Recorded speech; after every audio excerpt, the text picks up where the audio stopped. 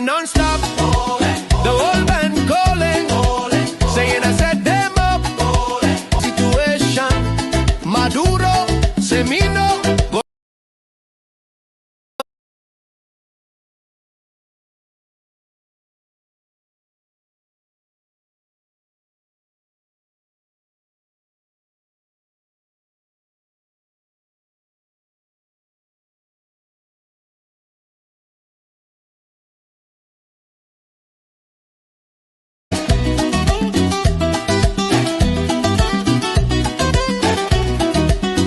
¿Qué fue lo que hice? Romper un plato, bailar con tu tía. Mi nombre en una lista negra por una simple tontería. What did I do? Hey. Hey. Hey. Hey. Hey. Hey.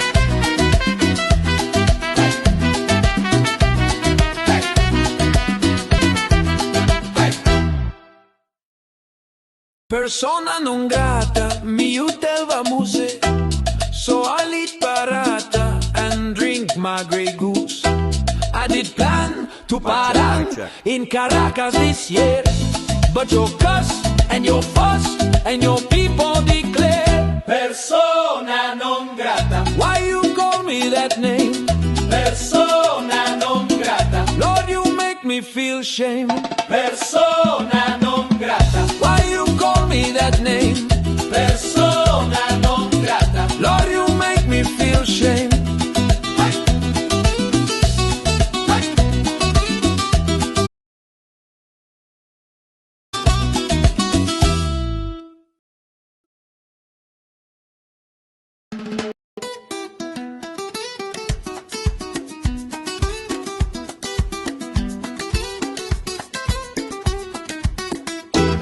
Persona non grata, me utelva muse. So I lit barata and drink my Grey Goose. I did plan to parang in Caracas this year, but your cuss and your fuss and your people declare persona non grata. Why you call me that name? Persona non grata. Lord, you make me feel my parang band, Baron two was coming for Spanish woman, promising he go sing Maria, Maria. Now los aquí across the Gulf of Maria. Persona non grata. Why you call me that name? Persona non grata. Lord, you make me feel shame.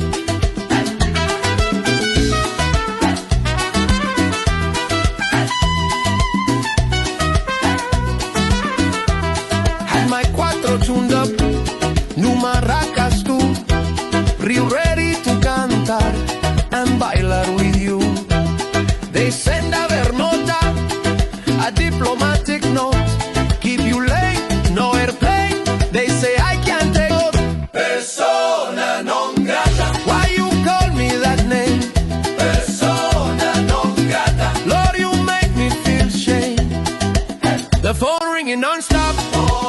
The whole band calling, saying I set them up. I'm crying and bawling. Carone, laughing me in my situation. Maduro, Semino, going to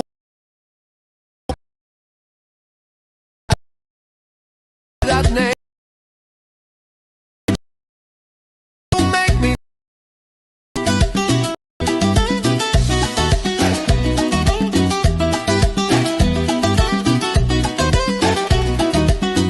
¿Qué fue lo que hice? Romper un plato, bailar con tu tía.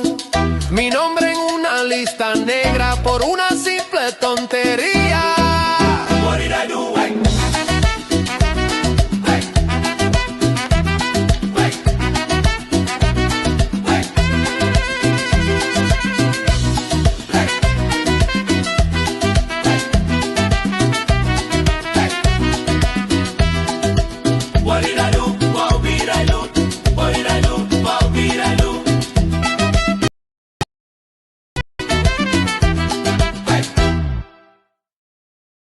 Persona non grata, mi utelva muse.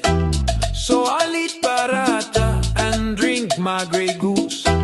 I did plan to parang in Caracas this year, but your cuss and your fuss and your people declare. Why you call me that name? Persona non grata. Lord, you make me feel shame. Persona non grata. Why you call persona non grata? Lord, you make me feel shame.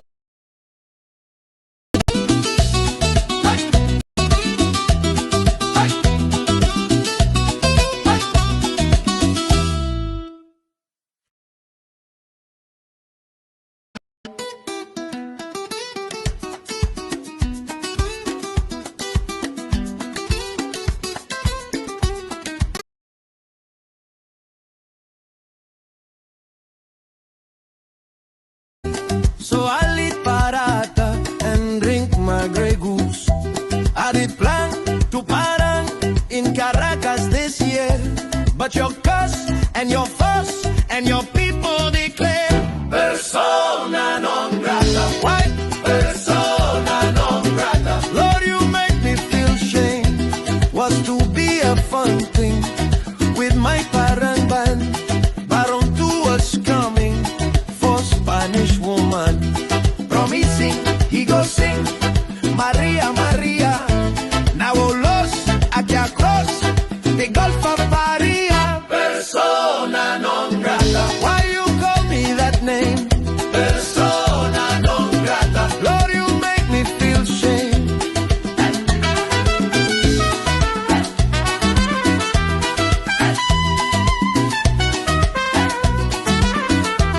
Had my cuatro tuned up, new maracas tú, real ready to cantar and bailar with you.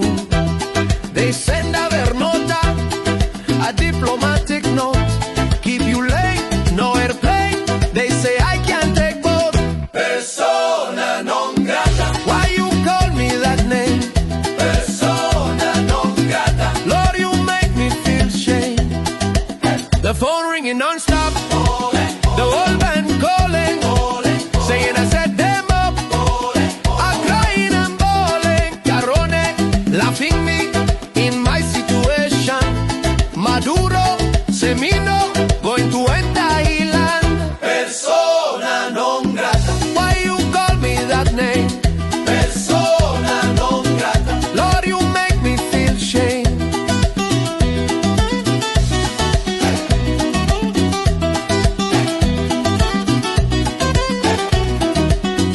¿Qué fue lo que hice? Romper un plato, bailar con tu tía.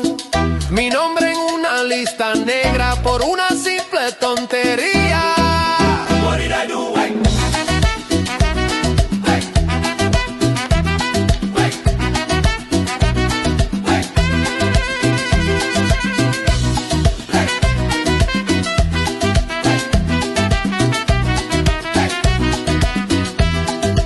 What did I do?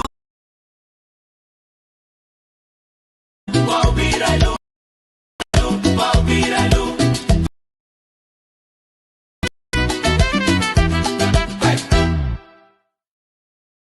Persona non grata, mi utelva muse. So I lit parata and drink my Grey Goose. I did plan to Caracas this year, cuss and your fuss. Persona non grata. Why you call me that name? Persona non grata. Lord, you make me feel shame. Persona non grata. Why you call me that name? Persona non grata. Lord, you make me feel shame.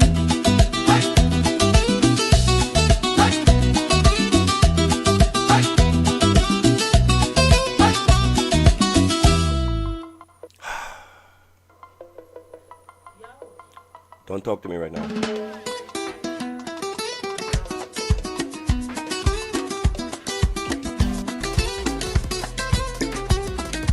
Mic check, mic check. Persona non grata, me utelva muse.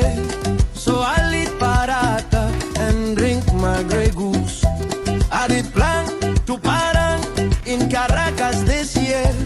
but your curse and your fuss and your people declare persona non grata. Why you call me? Welcome, one and all to the Slimy Show. Broadcasting on the Slimy Show on the Workers' Right 868 on YouTube, on the Workers' Right 868 on Facebook, on X, on Twitch, and also on the Workers' Right 868 website. Welcome to the show. Let me see, hold on. I have three main stories that I want to speak to you guys about. Lifesport 2.0 came out today in the Express newspaper. I like to go over that with you guys. I like to speak to you about war, and I like to speak to you.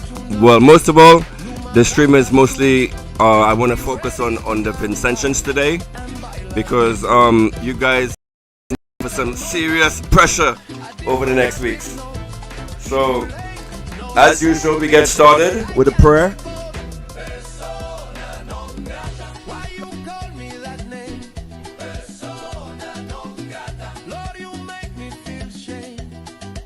The phone ringing non-stop.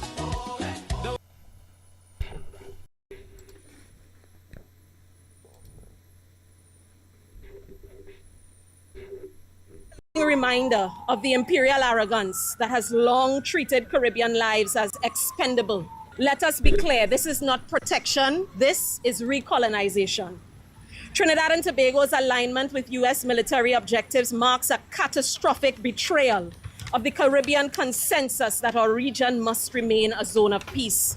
In a single stroke, our leadership has reversed decades of struggle towards regional autonomy, from the Federation dream to the founding principles of CARICOM, by inviting a foreign power with documented history of anti-Black, xenophobic, and extractive aggression into our waters. This government has traded the dignity of the people for the optics of proximity to empire. We must name it for what it is: the sale of sovereignty dressed as diplomacy. What we are witnessing, the invasion of our Caribbean waters, the killing of 32 men on alleged drug boats without due process or evidence, is not justice. It is murder. It is imperial violence dressed up once again in the rhetoric dog whistle of security and war on drugs. Again, let us be clear, this is not about drugs. It is about natural resources. It is about oil. It is about power. The United States, abetted by local collaborators, has long used narratives to justify control over territories rich in natural resources and geostrategic access. Our region has been a pawn in their empire building for centuries. With the apparent coming now of our own leadership, the cycle continues. To our goodly Prime Minister, legion empire is not leadership. It is the mimicry of colonial power masquerading as progress, even as it alienates us from our Caribbean brothers and sisters who continue to insist on peace, independence, and regional self-determination. I write not as a partisan. I have long unsubscribed from our party-led politics, nor do I subscribe to the bankrupt capitalist system that sustains them. I write as a Caribbean socialist, aligned with the unrealized visions of those who imagined freer, fairer, more humane futures for our people. From Claudia Jones to Una Marsan to CLR James to Morris Bishop to Audre Lorde to Sylvia Winter, may they all walk in power. Their work reminds us that another world was always possible, even when empire insisted otherwise. What we face now is a moral and ideological crisis, not just of governance, but of imagination. It is time to reclaim both. We must begin to dream again, knowing we do not have all the answers, but still willing to painstakingly envision a brave new hybrid, uncolonized way of being, living and thriving outside of the death-riddled machinery of capitalism and militarism that has never served us. Caribbean sovereignty is not for sale. Caribbean lives are not collateral damage. And peace, true peace, must never be bartered for power. I am taking this public stance for my baby girl so that one day when history measures who stood silent and who spoke, there will be record that I did not sit idly by. however small, inconvenient, maybe terrifying or inconsequential it may seem to some. Silence in moments such as these is complicity. So I stand here today for my daughter, for our children, for those not yet born. Let this be on record. I am Abeo Aisha Christabel Jackson, 6th generation American from the lineage of Amphi and Bashana Jackson. Amen. So let's begin. How are you guys doing today? Welcome to the Slimy Show. So how are you guys feeling about these military exercises that Trinidad is conducting with the U.S. military? You know, Kamla tells you stay calm. Mr. Sobers tells you stay calm. It's nothing to worry about. It's just routine. But once again, Trinidad and Tobago, you have found yourself in the eyes of international media. And one eye in particular is Mr. Jackson Hinkle. And I've featured videos about him in the past. And today, oh my God, why does it look like this? Hold on one second. Let me adjust the slide. It doesn't look right.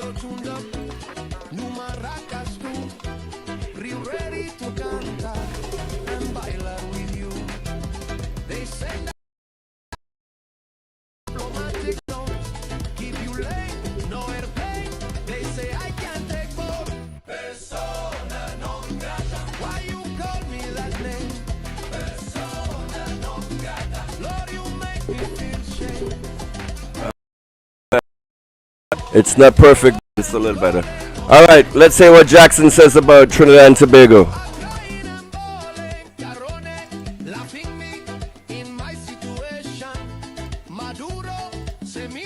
Let's talk about this. So, folks,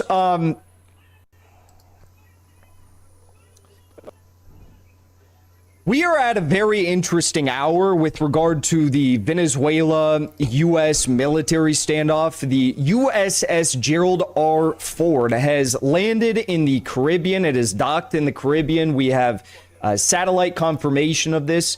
Earlier today, November 16th, appears to show the USS Gerald R. Ford and her carrier strike group in the Eastern Caribbean, positioned near Guadalupe and Dominica and the Les Antilles, 350 miles from the coast of Venezuela. So, USS Gerald R. Ford has... Iran can take a sigh of relief. Also, Iran can take a sigh of relief because it is raining cats and dogs in Tehran today, and they needed that rain very, very much. But Venezuela, on the other hand, is not in a good position here with this. I mean, now the United States on these USS aircraft carriers, they have more fighter jets on these aircraft carriers than the entire Venezuelan Air Force. As for troops, this brings the troop level to about 18,000 U.S. troops, which is in no way, shape, or form enough troops to stage some sort of a successful invasion of Venezuela. Venezuela has, I forget the exact number, I think it's 200,000 or 350,000 active duty personnel in the Bolivarian Armed Forces. They've got another 1.2 million in reserves. The Bolivarian People's Militia has like 2 to 3 million people. I mean, this is no laughing matter. It's not going to be an easy task. 18,000 U.S. troops are simply not capable of this task, which is why a lot of people have been talking about the story of decapitation strikes being presented as an option here and the likelihood of it actually being carried out. Now, Donald Trump was questioned about whether or not he is going to carry out some sort of a military operation while he was on Air Force One just yesterday, and he said, I sort of made up my mind. Yeah, I can't tell you what it would be, but I sort of have made up my mind regarding the Venezuela military operations. I watched the full video. There's no real indication as to what Trump might or might not be thinking we should do in Venezuela. And, you know, I guess if I were to say anything from the video, his demeanor, his tone, it didn't really seem like he was all that sure that he had made an idea as to what they're actually going to do. It seems like right now, okay, we have all the aircraft carrier strike groups here. We have all the military personnel here that were set to be deployed. Also, right now, we have some other information I'll share with you. Caribbean Flash, U.S. MQ-9 Reaper drones are in the Caribbean, F-35s, How are your skies in Trinidad tonight, guys?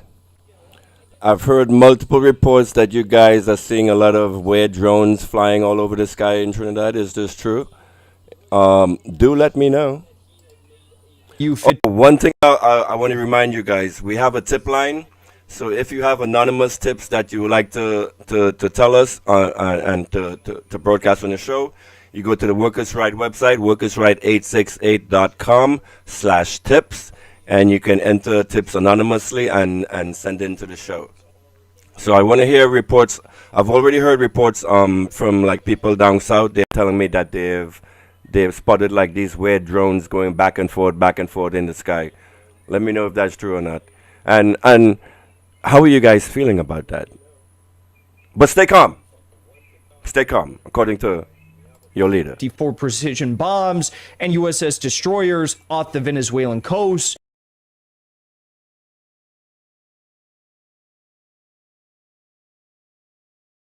Exercises with the Trinidad and Tobago Defense Force from this Sunday to November 21st. So if you remember a few weeks ago, U.S. military personnel, Marine Corps personnel were on Trinidad and Tobago for 5 days doing training exercises. There was some satellite imagery which showed that some what looked like very temporary, operating facilities had been established at Trinidad. So they've come into Trinidad and they've built operational facilities that are viewable via satellite. So if regular civilians like Jackson Hinkle can view these structures via satellite, guess who else can? So now those structures that were built on your soil with the permission of your leader, Kamla Prasad Bisesa, are now targets to be destroyed, because any attack launched against Venezuela is going to be met with a very harsh response. And I've told you guys my assessments of this whole military thing over the past.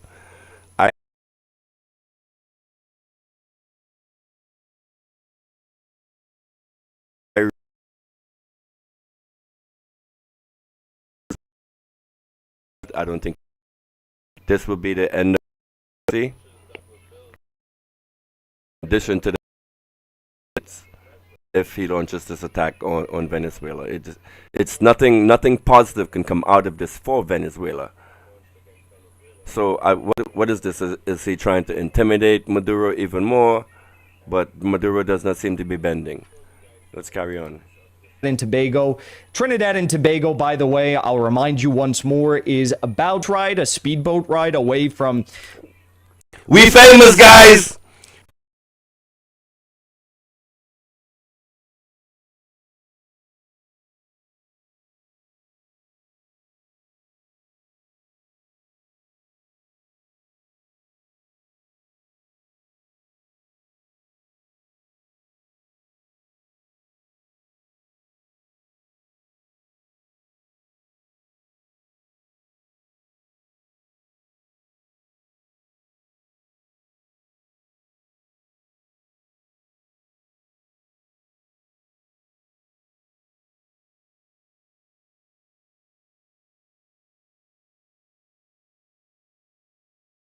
Have to wait and see what the United States is going to do here. Of course, how embarrassing I'm of the opinion is that this is a horrible idea to invade. It's a horrible idea to do decapitation. So this is really big for a number of reasons. Sure, okay. Sure, buddy. Sure. He's saying that at the same time that the U.S. is bombing citizens of Trinidad and Tobago, claiming that they're Venezuelan narco-terrorists, right? Totally not a U.S.-controlled regime in any way, shape, or form. So, totally not a U.S.-controlled regime in any way, shape, or form. So, not a U.S.-controlled regime in any way. Totally not a U.S.-controlled regime in any way, shape, or form. So, oh my God, this is so embarrassing. And to hear people go on social media and support this kind of nonsense to hear this coming from your leaders, the distraction, the deflection, stay calm, you know, it's okay. The United States is here to help us build schools and to help us build roads and help us with our infrastructure. It's very frustrating. This is really big for a number of reasons, because now we're in a waiting game. We simply just have to wait and see what the United States is going to do here. Of course, I'm of the opinion that this is a horrible idea to invade. It's a horrible idea to do decapitation strikes. It is not going to be a simple task. This is not going to be a successful operation, whichever way they try to go about it. The Venezuelan Minister of Interior has come out and said, be ready because an action could happen at any hour, which is true. The U.S. has been doing test flights with, I believe, the B-1 bombers near the coast of Venezuela during daylight, and we could very well see something very substantive happen at any given moment. At the same time, Venezuela has ordered a general mobilization. The armed forces are now fully deployed, as are field camps. Instructors without insignia have already been spotted in the country. What is that about? Well, a lot of you have probably seen my videos covering the Russian military aircraft that have landed in Caracas. Russian military aircraft that, by the way, previously were transporting Russian mercenaries around Africa. So there's a lot of speculation as to whether or not That's Wagner, the Wagner Group. He can't say Wagner because he got into trouble with YouTube last time reporting on the Russian-Ukraine war. So I guess one of the agreements he has with YouTube is he can't mention that mercenary group. But anyway, the Wagner force is in Venezuela. Their plane is in Venezuela. The plane that they use landed in Venezuela last week. So it's there and they're ready and they're preparing. And what you should know about these guys is they are battle seasoned. They're the best of the best. They're combat seasoned. They are fresh off the battlefield and they know what to do. And right now they're looking to sink a U.S. battleship. I would love to see that happen. But anyway, let's speculate on that later on. I got so much to talk about tonight. Which that mercenary group, I'm not going to say the name of, its name starts with a W, are now partially integrated into the armed forces of the Russian Federation. So this is like, if they're there, this is an official deployment probably. Right. All of this is happening because the reason why Wagner was formed in the first place was because in the Russian constitution there is nothing about sending Russian forces abroad to do actions in other countries. It was something in the Russian constitution that forbade that. So a private mercenary group, Wagner, was formed with the support of the Russian government at the time. And this group, Wagner, could go all over the world and do operations on behalf of the on behalf of the Russian government. But last year, Wagner was incorporated into the Russian military with the death of their leader, Prigozhin. He blew up in a plane, allegedly. That's what they say. I don't believe he's dead. I think that was a psyop just to get him off the chessboard for right now. But hey, maybe he is. But since he was taken off the field, the Wagner mercenary group was melded into the Russian military.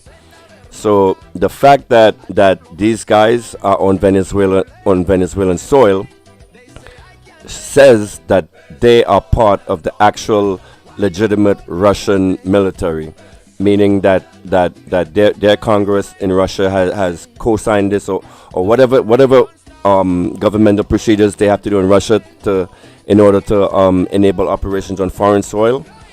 It's been done, and now so basically Russia is united with Venezuela with this action right here, is what Jackson Hinkle is trying to say. Because you have to know the backstory to all of this to like understand, because Jackson Hinkle, he's been reporting for years and years on this, and most of his viewers already know these kind of things. So I had to catch you guys up.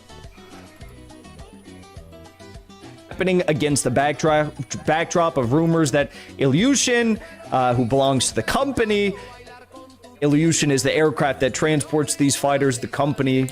So, this is a post on X by a war reporter, and like I said, you have to know this kind of stuff, because you have to follow the Russia-Ukraine war. You got to follow the stuff that was happening with Wagner. Like Wagner, basically won the war for Russia at the start of this, when they conquered like some very very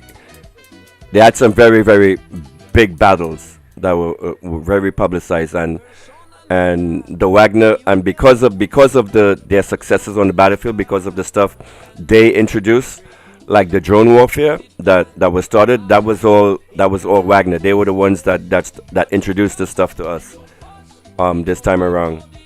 So they're a very very intimidating force.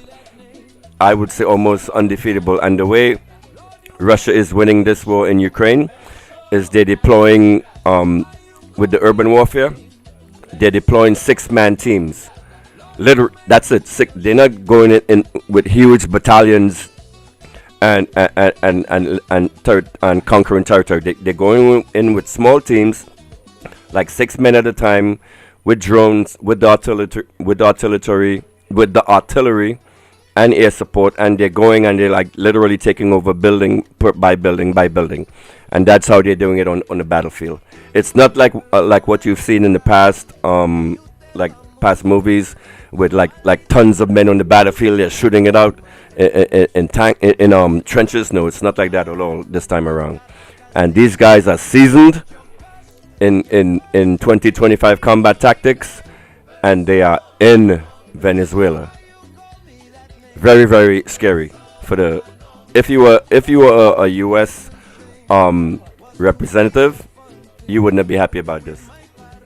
Is another way of putting the name of that mercenary group. Is visiting Caracas more and more often, and Caracas is beautiful at sunset. Senior military officials presented President Trump with updated options for potential operations in Venezuela on Wednesday, including attacks on land targets, according to several sources familiar at the White House. All right, next slide. Jackson again. All right, what is up with the size of this? Hang on, let me adjust this off the air.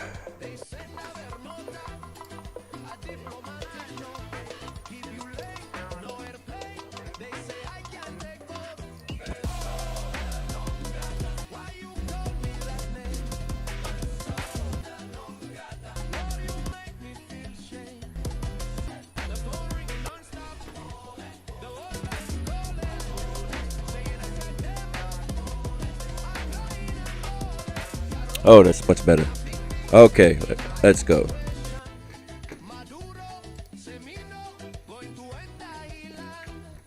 I think the video is too big. Manipulate the truth for political survival. So, Congressman Jimenez put this out, and then, less than 24 hours later, we see this.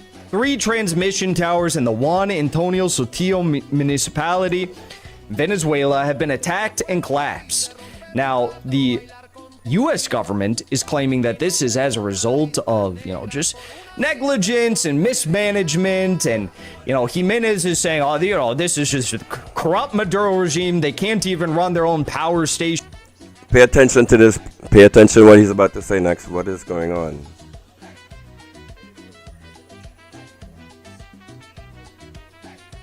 No.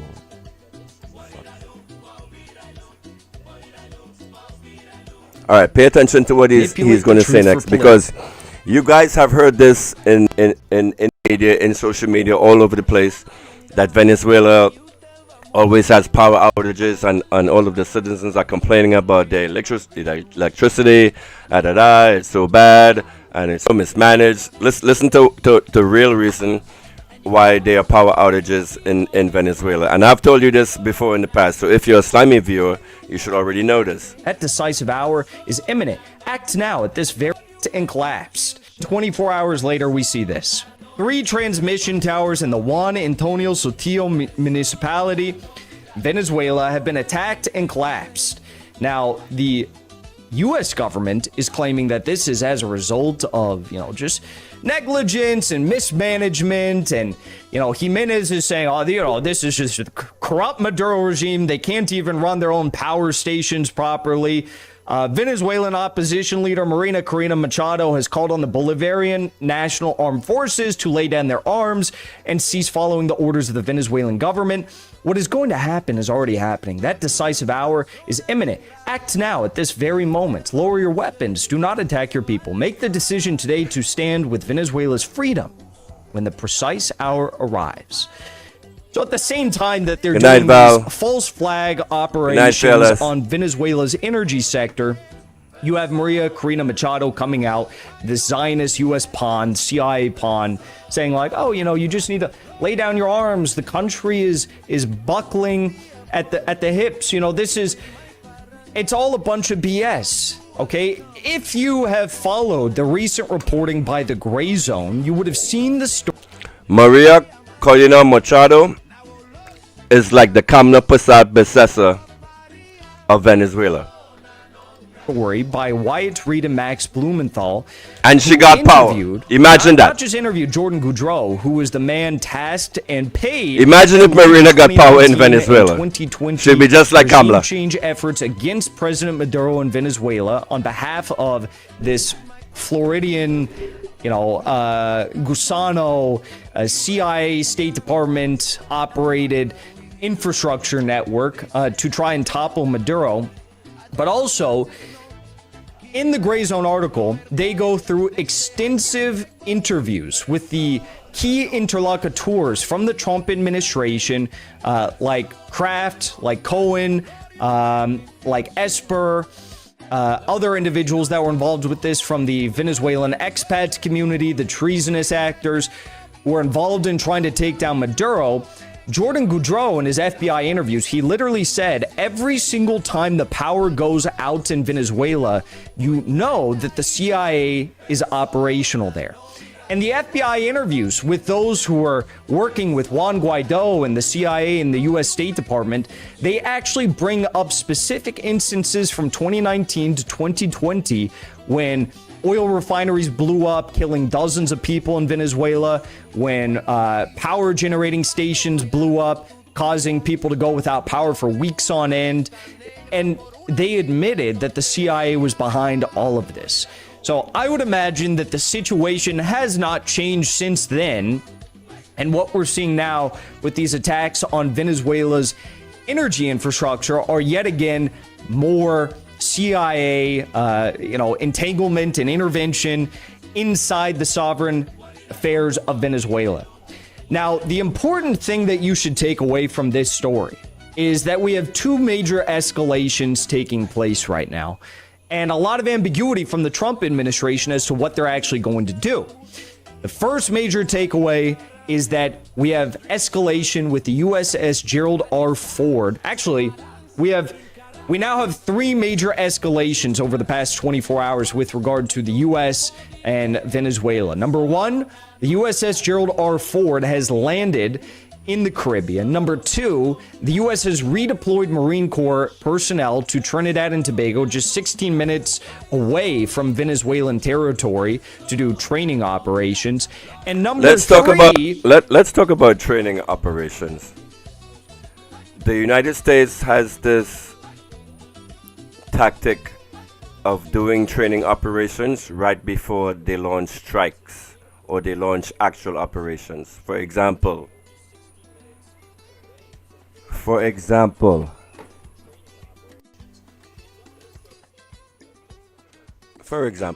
right? 9/11.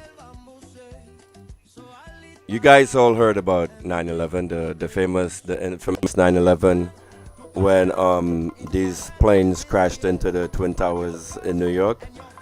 Well, it just so happened on 9/11, the United States Air Force was doing a training exercises to simulate exactly that. They were doing a training exercise with the air traffic controllers, with the United States Air Force, and the jets that were deployed from the Air Force were actually sent out over the ocean instead of being left to patrol the skies. So when it comes to training exercises in the United States, you always have the reason why he says it like he uses the finger quotes is because training exercises are used most of the time to kick off actual operations. And if something was to kick off from Trinidad, because the United States needs a land base in order to attack Venezuela successfully, they need land. They can't do this from the water or from the sky or from the United States territory. I explained that to you before. Because wherever attacks are launched from, they are, and these guys, Maduro and Russia, Iran, all these guys are actually playing by the book. So if, let's say, a strike is initiated from Trinidad soil, then Trinidad has the right to get the shit bombed out of it. And it won't be just the area, because if Trinidad does that, then we have literally declared war on Venezuela, and then Venezuela will do the same back to us, and then it's open market, open season on Trinidad. They won't just stop with the place that launched the attack. They would go after the ports in Trinidad. Funny how the UNC is talking about rebuilding ports. Isn't that funny? Stick a thumb in that later on, because someone, where did I see that? Someone made a post where these corporations like to go bomb out countries and buy them up for pennies on the dollar. Could it be like what are they planning to do something like that in Trinidad? I'm asking you guys this. I don't know. Like Gaza. You know, Gaza has this beachfront property, and you heard Trump talking about he's gonna build a Trump Riviera in Gaza because all of that prime beachfront property. So how is, I don't want to think about that. It's terrifying to even imagine Trinidad being put in this situation. You now have these CIA operations inside of Venezuela targeting and blowing up power infrastructure inside of Venezuela to try and deprive the Venezuelan people of their energy, as they blame this on the Maduro government. So all of these three things taking place at the same time, I would argue, is not some sort of a coincidence. I would argue is the staging, is the preparation for some sort of a larger action against Venezuela, which may or may not involve strikes on the Venezuelan government. How does that make you feel? How does that make you feel? While Sean Sobers is out there telling you to stay calm. I don't want to play this. So, with all of this happening, this morning, Nicolas Maduro, Maduro should be in war mode right now. He should be like with his war hat, with his war boots on, getting prepared to kick ass like he was last night. But this morning, this is how he was. Position.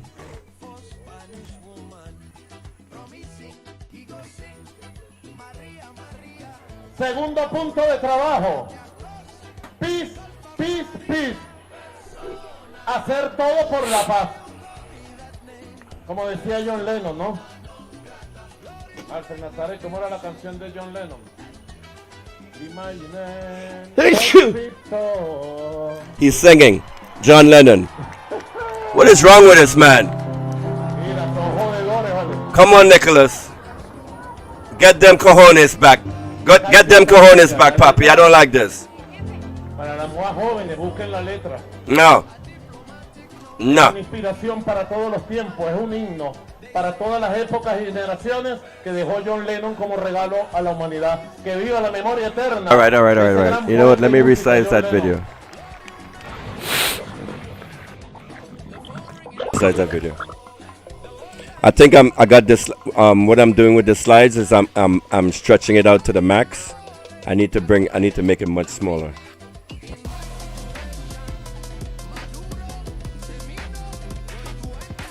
All right, let's try this.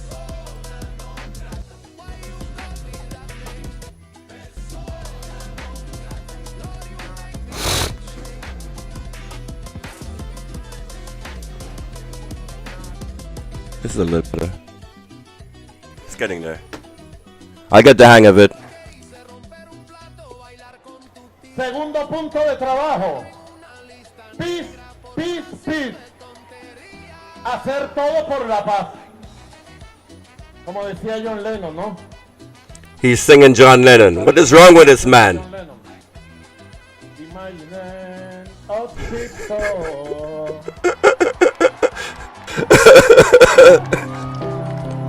Mira, son jodedores, vale. Qué canción tan bella, la letra. Come on, stop this. Para las más jóvenes, busquen la letra. Es una inspiración para todos los tiempos, es un himno para todas las épocas y generaciones que dejó John Lennon como regalo a la humanidad. Que viva la memoria eterna de ese gran poeta y música, John Lennon. Maduro need to ball up. You need to ball up, Pap. That's good. And this was him just last night. Let me resize this video for y'all. Like all my video slides are not messed up.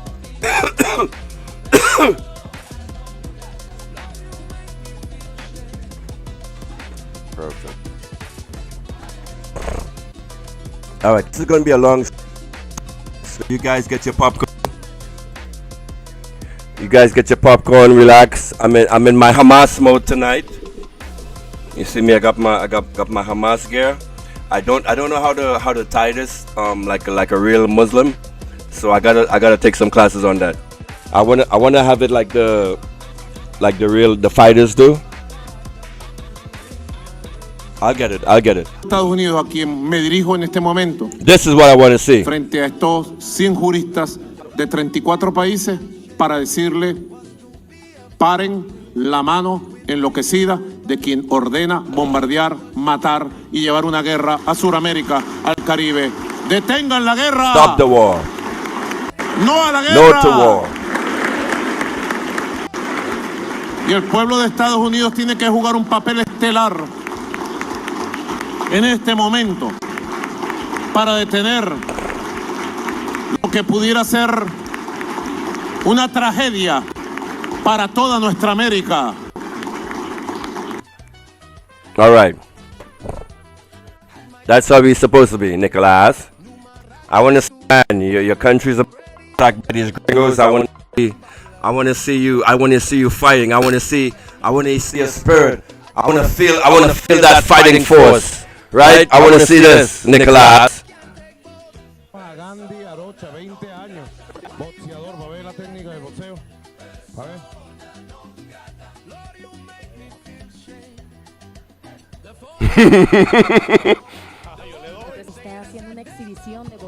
I want to see you bobbing and weaving, Nicholas. Just like that. Hey. Come on, Papi. How can you not love this leader? How can you not love Nicolas Maduro, a leader that's actually standing up and fighting for his people? He's uniting his people. Venezuela is on fire right now. How can you hate this man?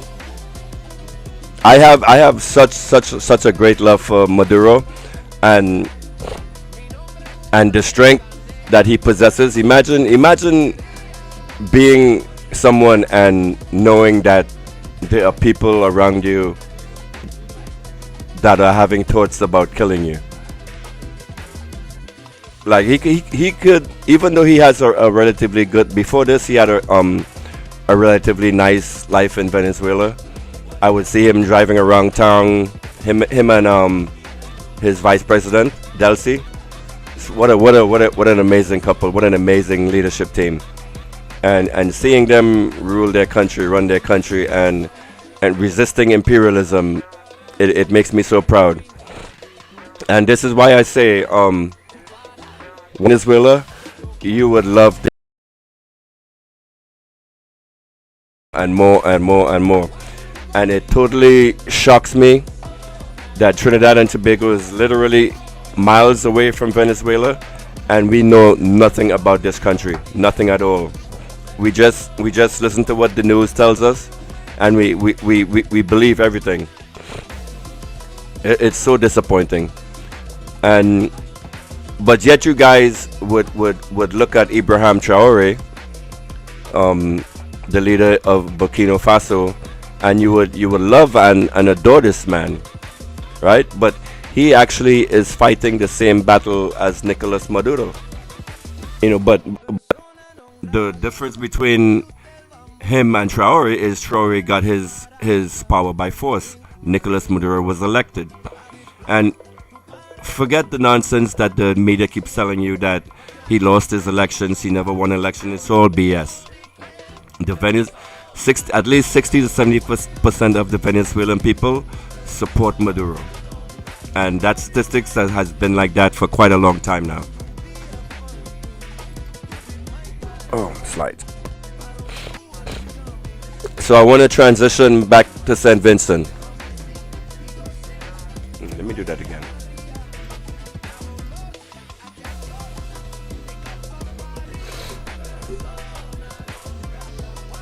I have allergies, please forgive me, people. Alright, let's play this again. I'm not looking at the chat, forgive me. Let me just open up this chat, see what's going on here. Not much, that's alright. Okay. Nicolas Maduro in fighting mode. Gandhi Arocha, 20 años, boxeador, va a ver la técnica del boxeo. A ver.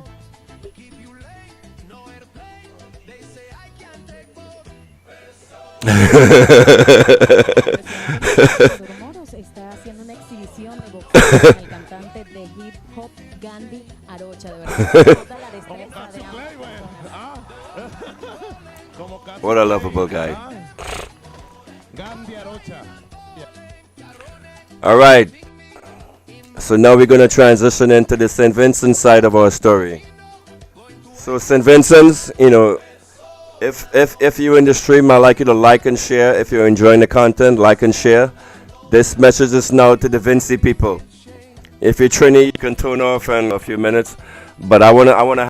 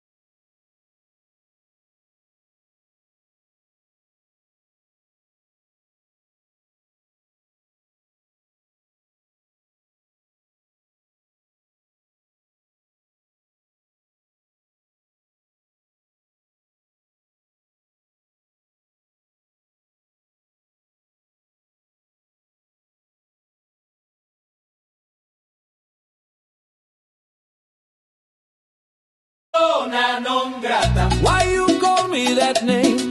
Persona non grata. Lord, you make me feel shame. Persona non grata. Why you call me that name? Persona non grata. Lord, you make me feel shame.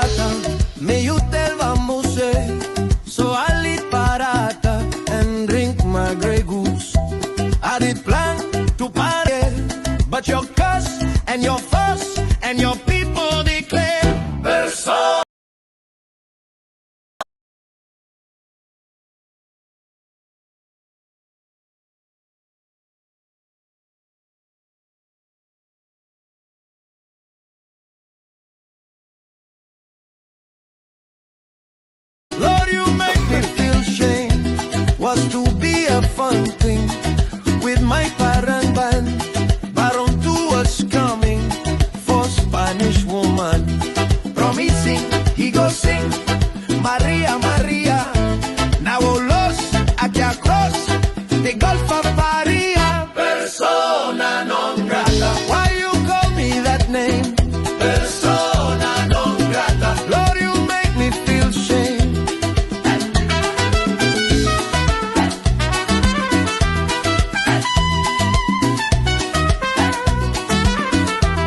Had my cuatro tuned up, new maracas tú, real ready to cantar and bailar with you.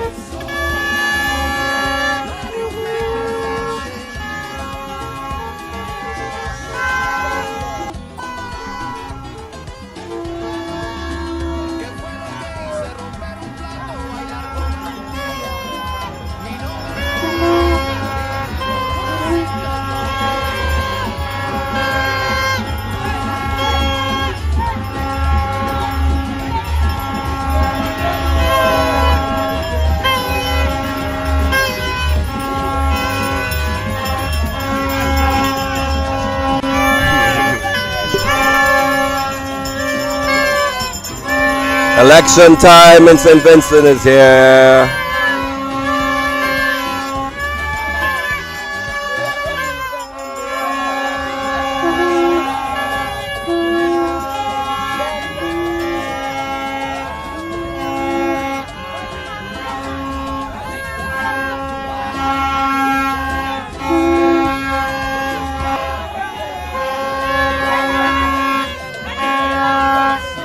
What's going on here?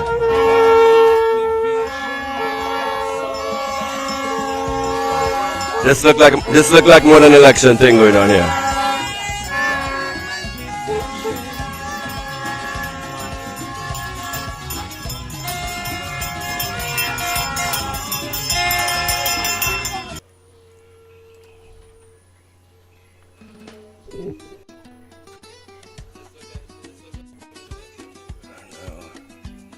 There we go. What you wanna see? Did no. No.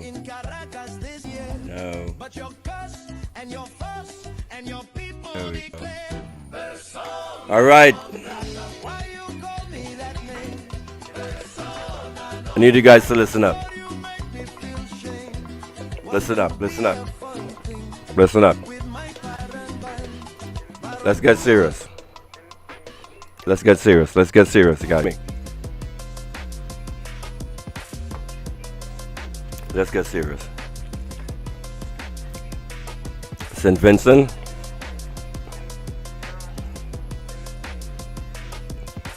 You know what? Like and share the stream.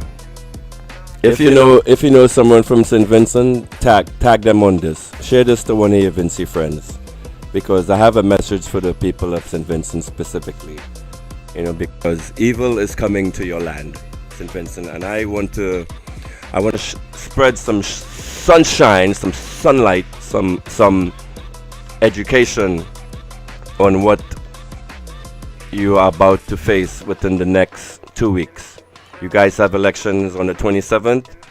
Well, you're about to be bombarded by psychological operations, and demons are coming to your soil. I must admit, right? I know nothing about Vincentian politics. I don't know anything about your politics. I'm not here to tell you who to vote for, who not to vote for. But what I am coming here to tell you is whoever this crew that I'm about to tell you about supports, that is the crew you are not to support.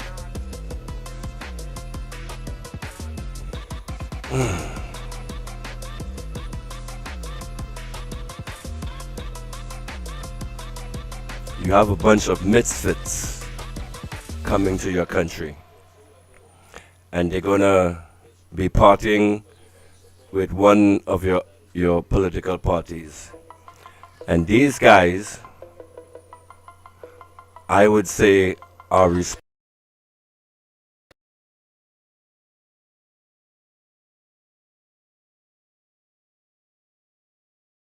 assassins because they assassinated the economy of Trinidad and Tobago. But I rather call them prostitutes or whores because they sell and they rent out their mouths and their tongues and their lips for the highest bidder. And it seems right now someone in St. Vincent is paying the best price. So guess what? All the scumbags are headed to your country. One thing I must say about, like I said, I don't know much about the politics in St. Vincent, but I do know your Prime Minister understands what a zone of peace is.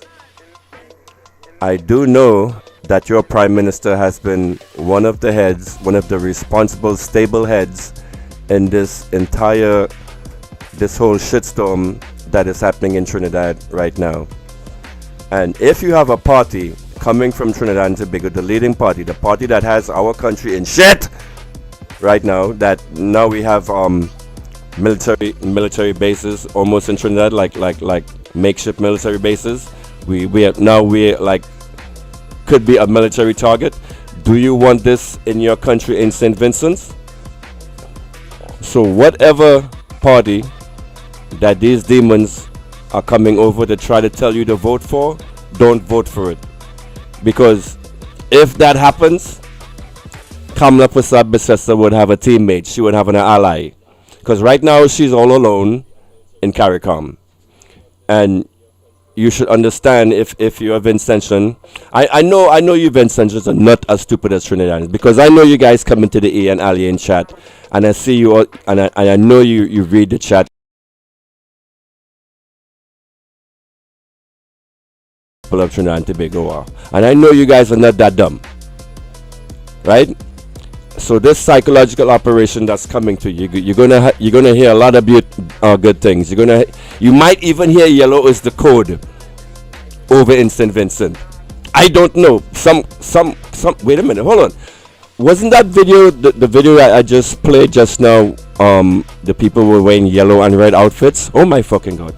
You're gonna start hearing yellow is the code in St. Vincent. Don't fall for that psychological operation like the people of Trinidad and Tobago did. Otherwise, you're gonna end up like us. You're gonna have a leader that will now be embarrassing your country on the international scale. Then all of a sudden, let's just pretend. Let's fast forward 2 months. If you elected a leader that Kamala Prasad-Bissessar can get along with, because she's all alone right now, right? And that's good. That's right. You know, everyone is supposed to stand united against Trinidad and Tobago right now for the shit that they're doing. But they're trying to come destabilize your country right now. You, St. Vincent and the Grenadines, their eyes are on you. So now they will be sending their demons, their hellhounds. I could only call it hellhounds, men of questionable sexuality. And if you look at them, you look at all of them. They all have this tinge, this sweetness about them.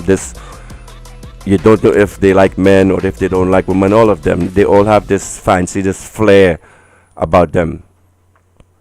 And there's this Bible verse that I want to read to you, people of St. Vincent. I had it at the start of the show. Let me see if I can put it on right now. Here it is right here. Jeremiah 2. I brought you into a plentiful land to eat its fruit and its goodness. But when you entered, you defiled my land. You made my heritage an abomination. Jeremiah 2:17. So, my people of St. Vincent, the same media team that fooled the people of Trinidad and Tobago, the same media team that is still fooling the people of Trinidad and Tobago. Oh, my name is Slimy, by the way. I should have introduced myself at the start of this. You guys may not know me. This is the first time you getting forwarded a video from someone from Trinidad. I'm Slimy. Like and share, like and follow. Follow me on the Slimy Show. We're broadcasting right now on 5 platforms. The Workers' Right 868 on Facebook. The Workers' Right 868 on YouTube. The Slimy Show on YouTube. We're also broadcasting on X and Twitch and the Workers' Right 868 platform. I am not on Fearless tonight because that son of a bitch didn't give me his stream key, so we're not on the Fearless network for tonight. But hopefully we will be in the future. What we intend to do is we intend to form a team, non-partisan. Even though Fearless will be coming on with that PNM bullshit, I'm against that. We are all Trinis, and we.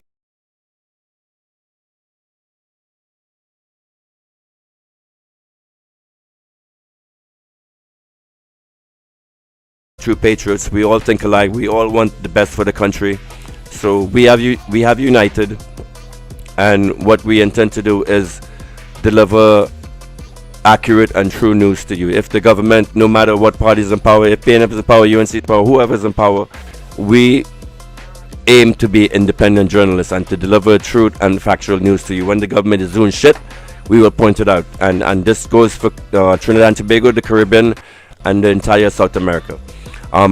If I do get Spanish viewers in the future, which I do intend to, I'm going to have a live translation service up where you can actually read what I'm saying in Spanish. So back to St Vincent, back to my people, my Vinci people. Oh, why is this slide? Let me fix this slide again. Hold on. Alright, all of my slides are messed up because I resized them all wrong. So let's do this over.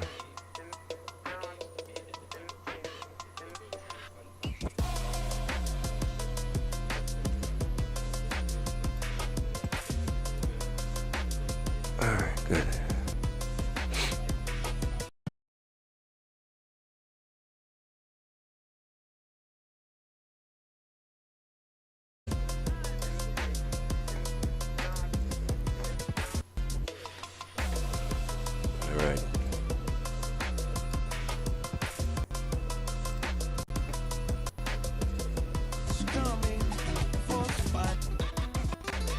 How you guys liking the show so far?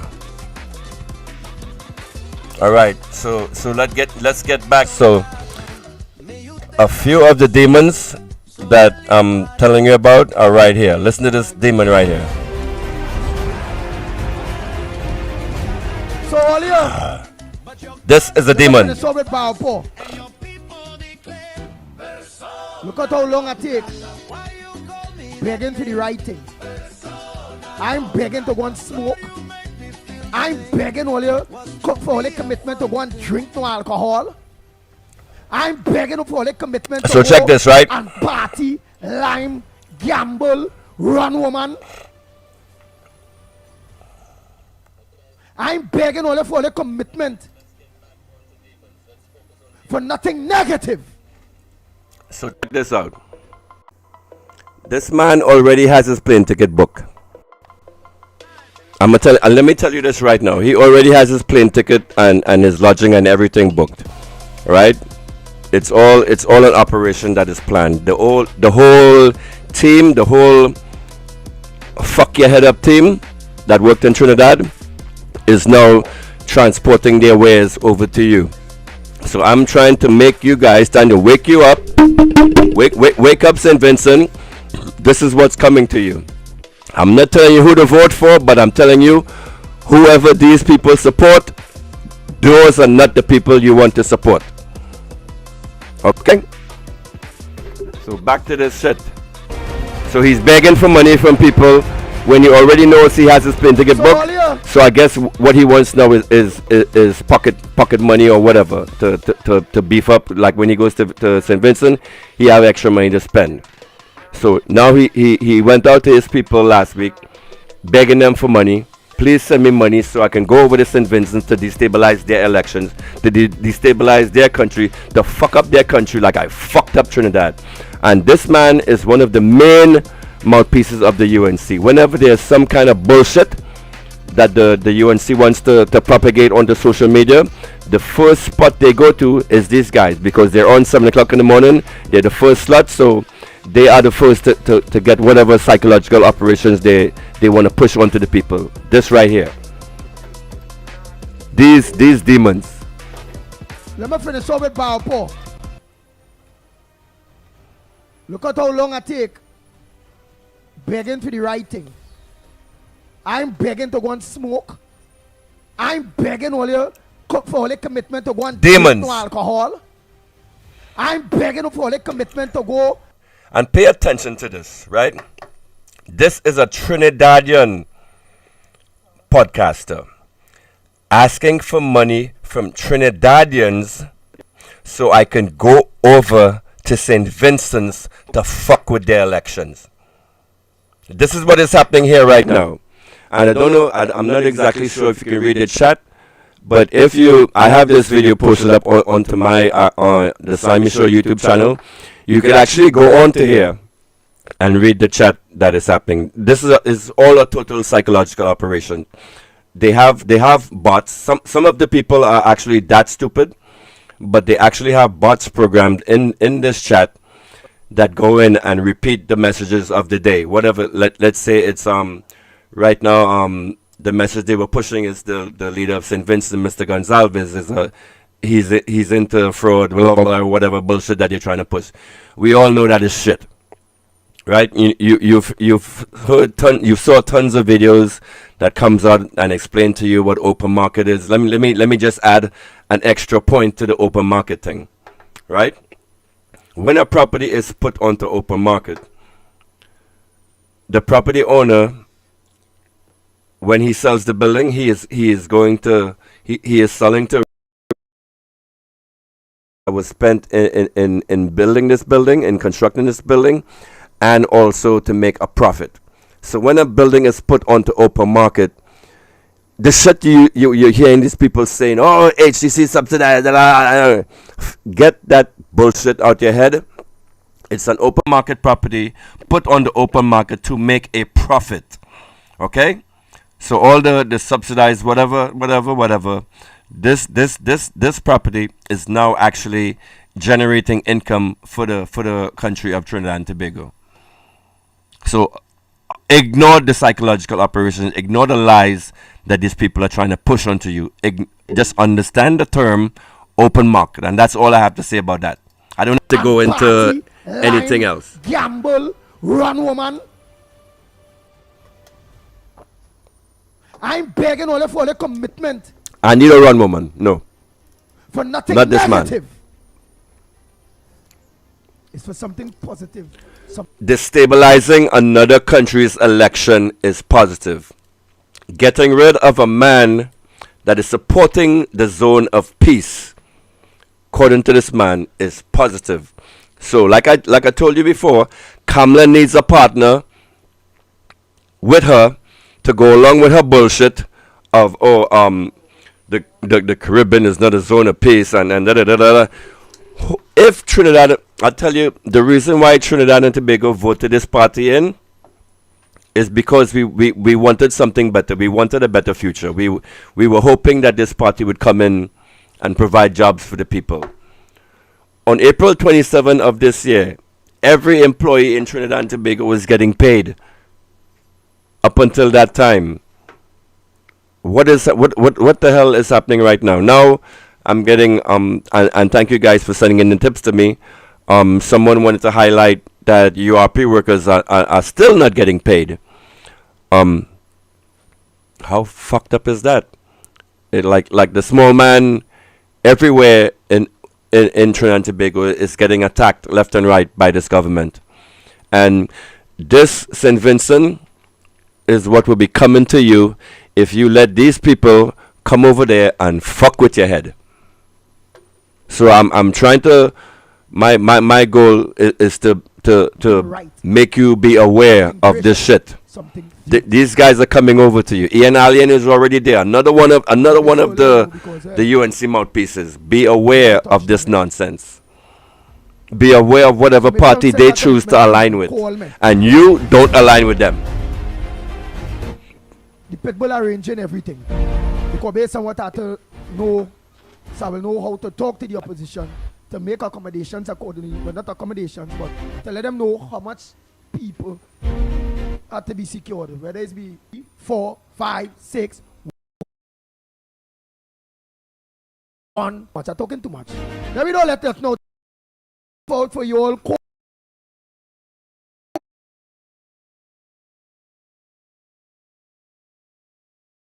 And how things moving fast, and we need to head to St Vincent.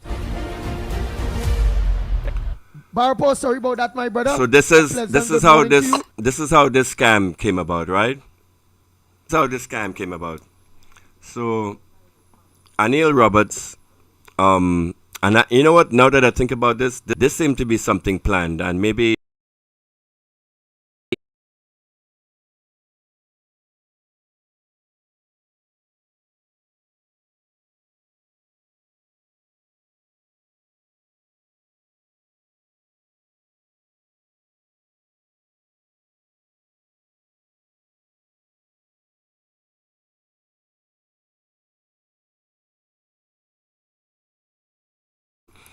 these people over here to come over and help destabilize your elections, this had to be planned in advance. So after Anil made this thing, you should all know, like, this man was in charge of one of the biggest thefts of state resources in our country, Mr. Roberts, and somehow he is in government. I wrote an article on why governments like not governments, why corrupt governments like to deal with compromised people. And there's nothing but compromised individuals in this UNC government. And one of the most compromised individuals is Mr. Roberts.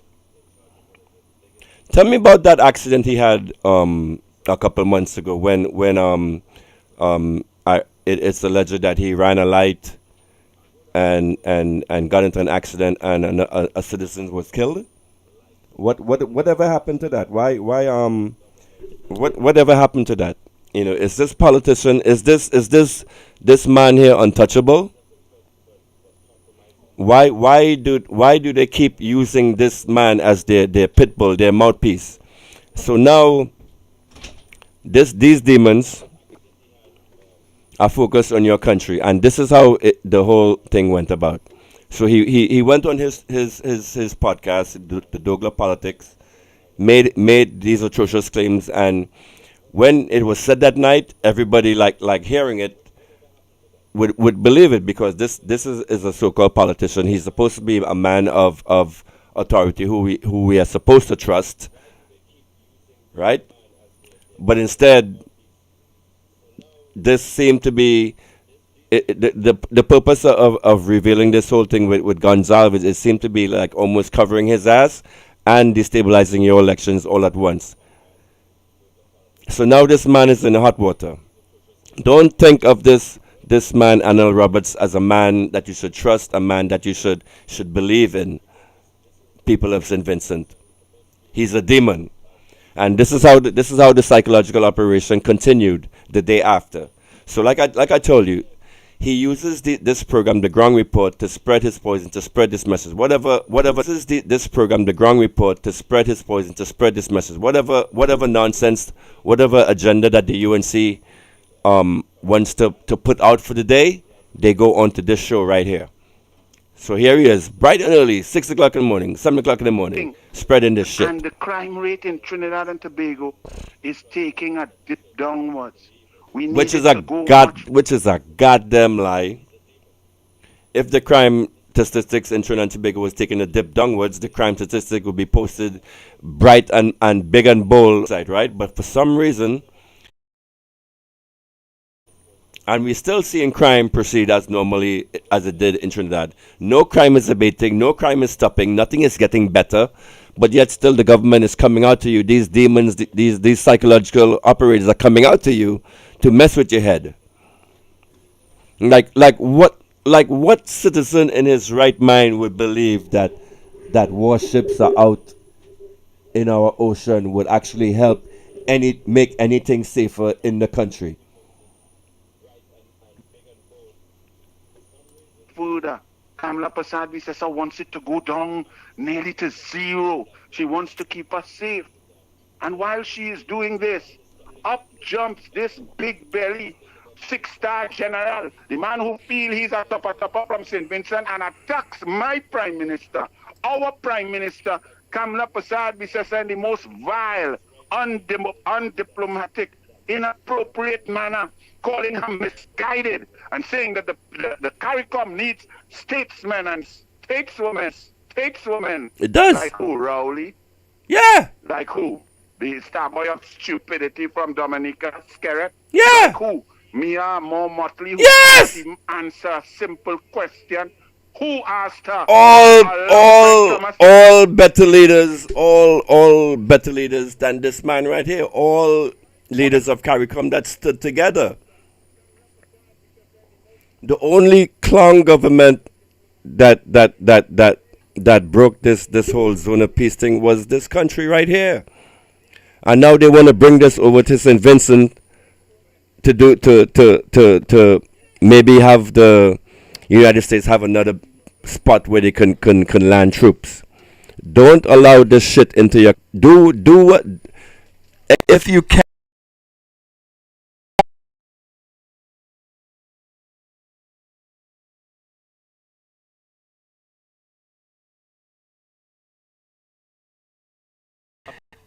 As fast as you can, by whatever means necessary. If you have to pelt stone at them, do it. These demons out of your country because they're coming over there to mess with you. Snapped on her soil. This rat jump in and start at the prime minister. Tell you better leave my prime minister alone. Because as soon as that happens, I said, there must be something making this man cling. This is going to be a long stream. Something motivating. All right, this is going to be a long stream. It's going to be fucking long. So get your popcorn. Gather around, because we're going to be doing live sports after this. Live sports too. Maybe I should have done that first. But we're doing live sports after this. So get your popcorn. Gather around, get yourself comfortable, share the stream with your friends. Life Sport is next because it came out in the Express today, and I'm gonna read the article for you guys, and you're gonna fucking love this. You're gonna love this, and I'm going to present it to you. So, in the Express article that came out with Life Sports, and I want that to be my main focus. In the Express article that came out, if you read it, you wouldn't understand a goddamn thing, because no one was named. They didn't name anyone. They just kept giving references to places and people and events. But I used artificial intelligence, Grok, to decipher I told Grok, hey, go on this article, decipher this, understand, get all the data, and tell me who the missing people are. And you will be surprised what Grok had to tell me, because Grok named names, and I'm going to name names next, because one of these people and I'm going to name names. Of the $8 million payout, we have proof. We have definitive proof. We can actually name a name. No, two people actually, because they're basically named. But we're going to reveal that when we get into the live sports section of this show. If this is something that interests you, and it should interest you if you are training, because you should want to know who stole $430 million from your country. And why is this man not in jail? Why he wasn't treated like Brent Thomas? Huh? I heard Brent Thomas, he went over to this hotel in Barbados, and the TTPS went and retrieved him, and they had him sitting on the hot Whoa! I wish they could do something like this to this man for the crimes that he committed against our country. But yet still, he's allowed to roam free. And now, another citizen is dead because of him. We go talk about the accident he had. I'm going to get myself in trouble. I'm going to get myself in trouble. I'm going to get myself in so much trouble. Persona non grata tonight is Mr. Anil Roberts. Me utel vamose, so I lit parata and drink my Grey Goose. I did plan to parang in Caracas this year, but your cuss and your fuss and your people declare persona non grata. Why you call me that name? Persona non grata. Lord, you make me feel shame. Was to be a fun thing with my parang band, but on to a scum.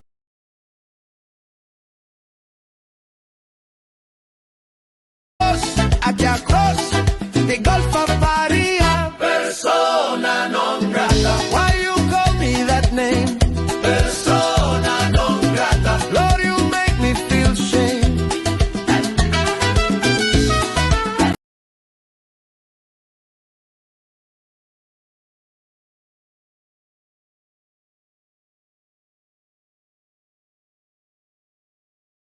To cantar and bailar with you.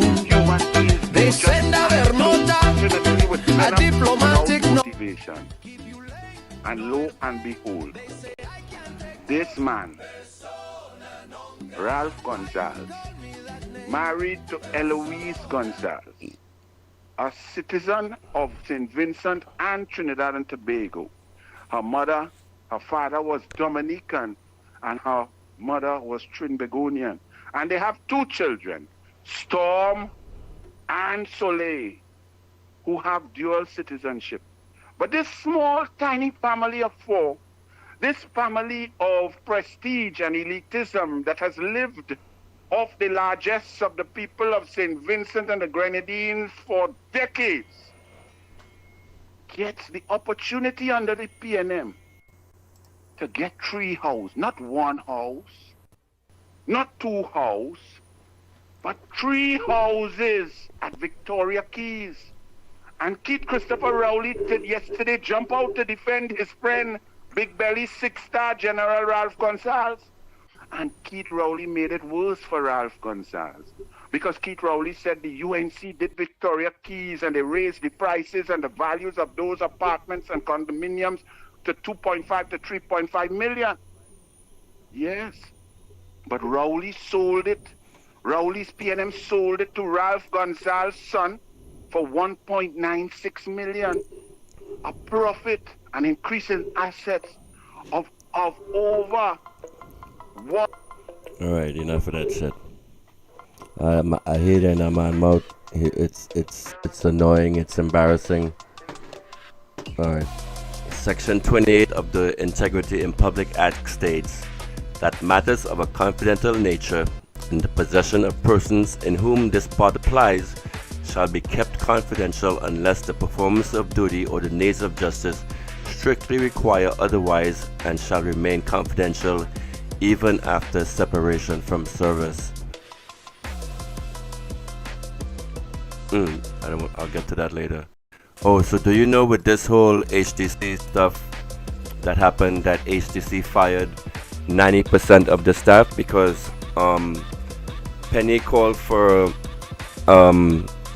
Anil to be arrested or investigated based on based on him violating and this stuff right here. And apparently in a cover-up, he went ahead and fired 90% of the staff at HDC. So now there's no one at HDC that can actually go and investigate this stuff to find out who did what, who did where, when, why, like what the hell is going on, whatever. But I would like to tell you this. if you were fired if you were one of the people fired from here, please give me a tip. Go to workersright868.com/tips and leave me any information pertinent that you would like to hear me report on this show, because what is happening here, what this government is doing, you know, especially this most recent act of firing the HDC staff.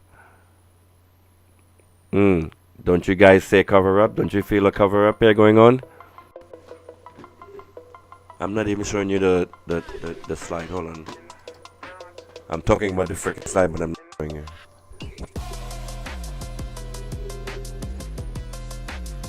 But one good explanation that actually summed this up very nicely is this guy right here. And I have the same questions he does.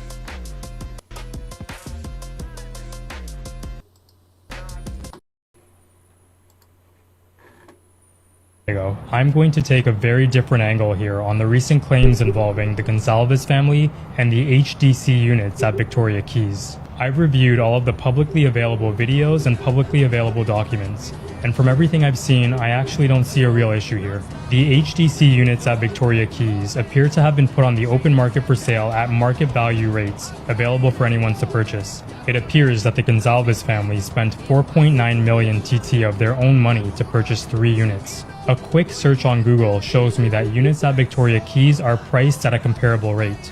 So what's the issue here? My real problem here is this. For many years now, in my opinion, several large social media figures, including some of whom are in government today, have poisoned politics in Trinidad and Tobago with hatred and propaganda, pushing false narratives and this on the is coming to St Vincent. They have become very skilled at packaging speculation and conspiracy theories as fact. But in my opinion, when you look into it, it looks like a lot of nonsense. With all due respect, if the junior minister has serious concern of wrongdoing here, why not go to the UNC Attorney General? Why not go to the TTPS, the Integrity Commission, the courts, like a real functioning government would do? Why is the minister running to social media with government documents in hand, which don't actually show any wrongdoing that we know of, screaming into the phone with wild accusations? I really wasn't going to say anything on this topic. I don't know all of the facts. My background is in national security, it's not in the HDC.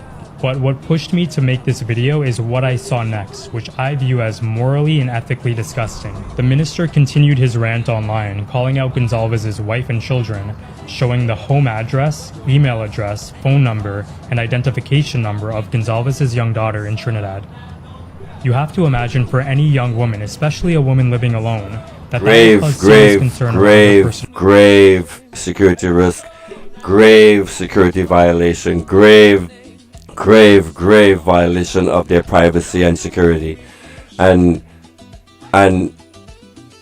there needs to be a account. There needs to be something done about this.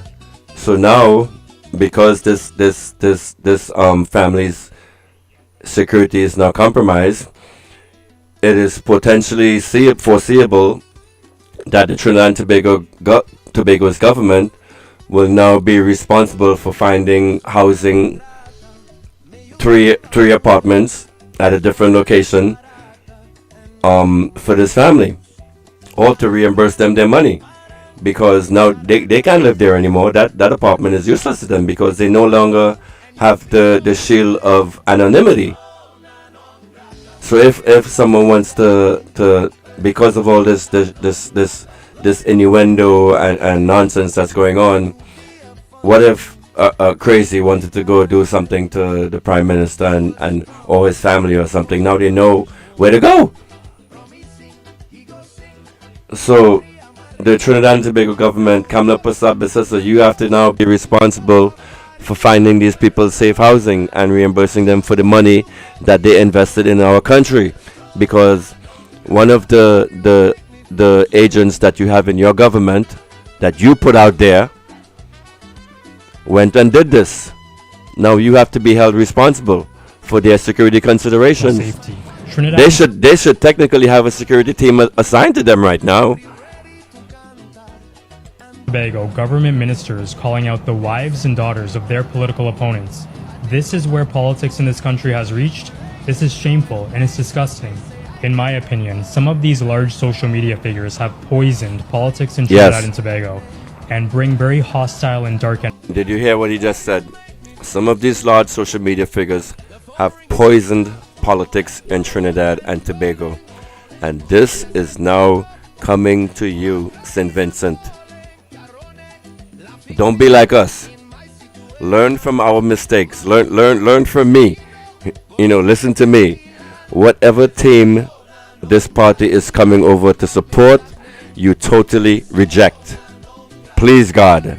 Energy with them, which now bleeds into the governance of the country.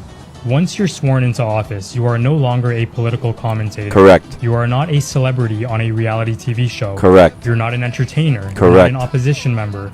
You are a government minister. Correct. You are paid by the people to do a job. Correct. And your job, respectfully, is to govern, not to run a YouTube circus and call it transparency. To some of these social media figures, please take my advice. Take a break from the internet. Go govern the country like you were sent there to do. Work to improve the lives of everyday citizens of Trinidad and Tobago. Please. Thank you. Well said, brother. Well said. Well said. All right. So now I want to go to transfer into Lifesports 2.0. All of that, you saw all those videos already. I don't want to go to rehash this with Gonzalo because you should already understand it by now. That's a nut burger. Oh, here's a good slide for you before I move on to Lifesports.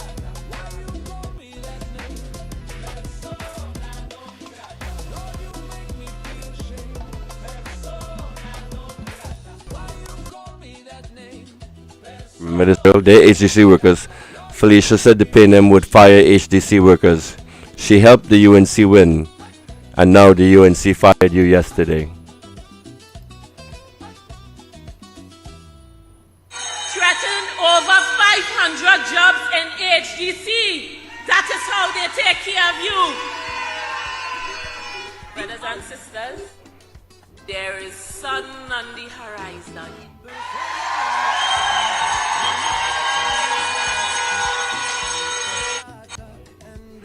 All these traitors.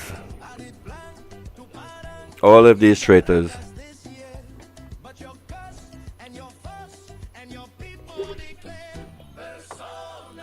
So people of St. Vincent, beware. I brought you into a plentiful land to eat its fruit and goodness.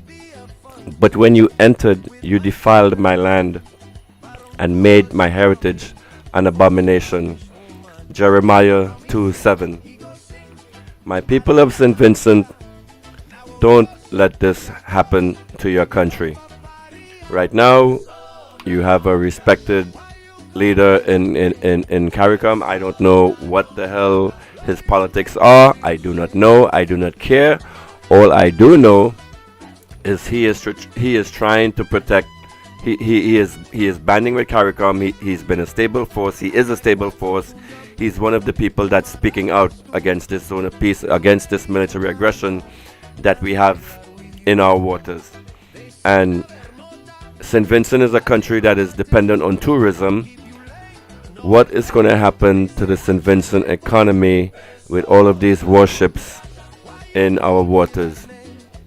And if you, let's say you elect a demon party and they come in and they now side with the United States, because trust me when I tell you, the United States is the one who is pumping money into this campaign. Just like it did here in Trinidad, they're now trying to do over to you there in St. Vincent. Don't let it happen to you. I warned you. Now moving on to the next story. Lifesport. You guys know who this is?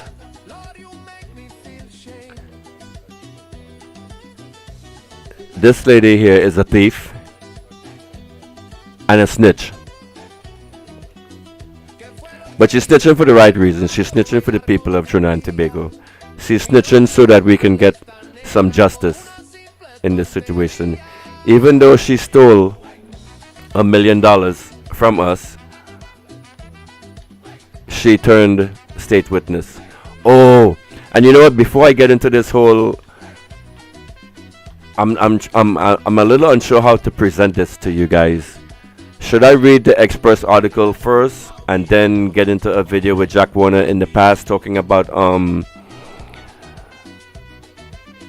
No, I'll read the Express article first. Let's do that.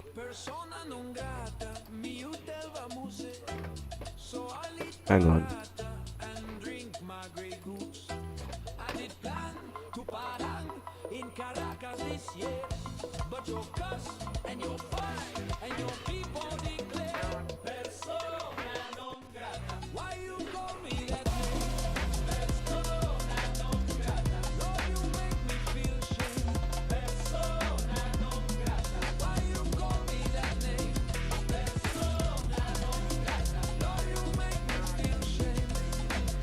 Alright, here we go.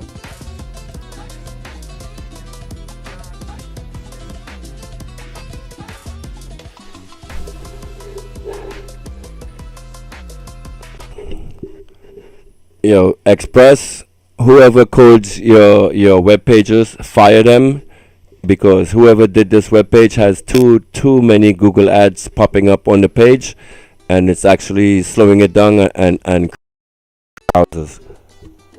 Look at this crap. This is the Trinidad Express web page displaying ads. So this is the article that came out last week on the Lifesport that started this whole piss with Anil Roberts going on the defensive to try to distract the people. But I want to focus you back in on this life conspiracy. Oh, let me start this. This is gonna be beautiful. You guys gonna love this. Oh, you're gonna love this. Oh, you're gonna love this shit.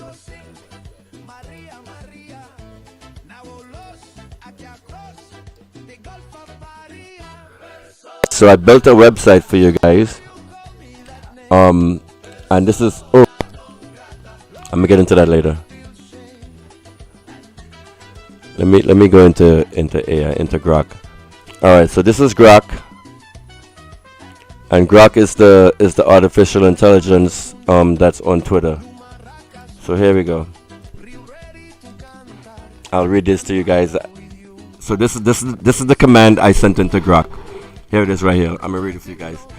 Do a deep analysis on the article at and I gave a link to the Express article. That's a lot.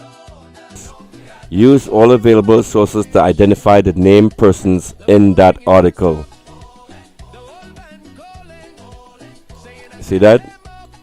Use all available sources to identify the named persons in that article. So what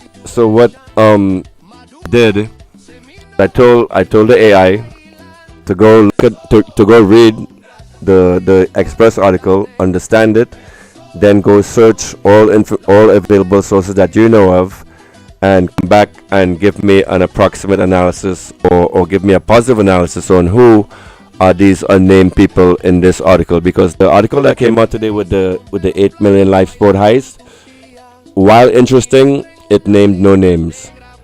But we're going to name a name here tonight on the Slimy Show, ladies and gentlemen. But first, let's read the article for you.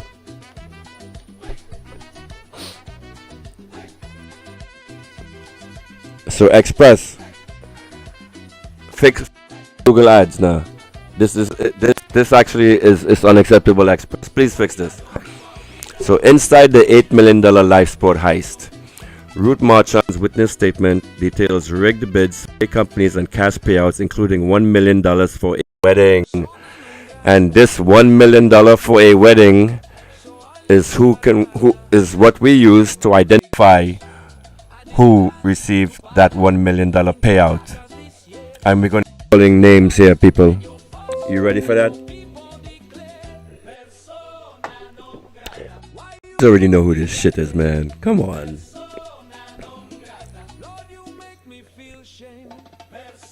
Yo, Express, for real, fix this. Express, this is unacceptable. Look at how your page is actually loading, and I have a pretty fast computer, and I'm streaming right now. This is unacceptable. By May 2013, Adolphus Daniel had pocketed $34 million from the ill-fated Lifesports program, the single largest payout made to any individual connected to the program. And even with his pockets already overflowing, Daniel insisted a technology component be added to squeeze out another $8 million for work he never delivered, according to then Lifesports Acting Director of Physical Education and Sport at the Ministry of Sport, Ruth Marchand. But after being threatened by a gangster during a Lifesports meeting at the Hazley Crawford Stadium that same year, and later issuing his own threat to Marchand at her office, Daniel vanished. So if you remember this part right here, in the last Express article, it stated that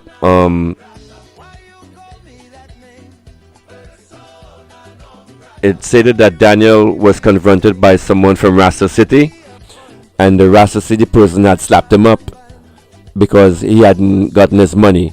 And he assumed that Marchand was snitching on him, so he went with a gun in her face and tried to kill her.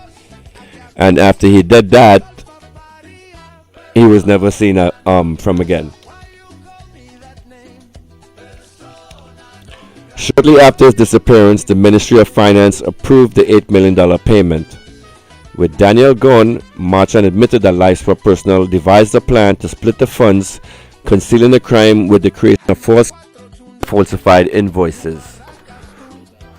Oh, you guys are gonna love this. Come on, computer.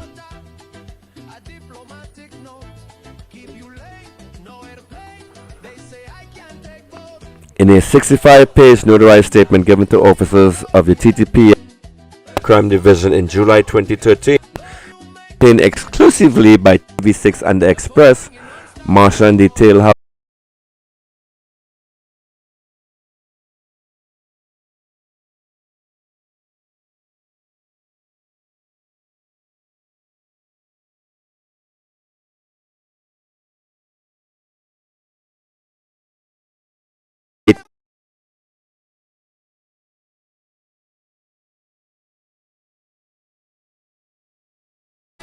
Cabinet and budget approvals for Lifesports totaled $440,666,380 million.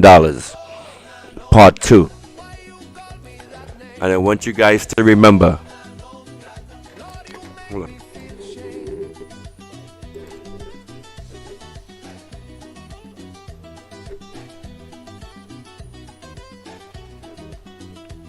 Let me close this voice mod. I was gonna do some sound effects here.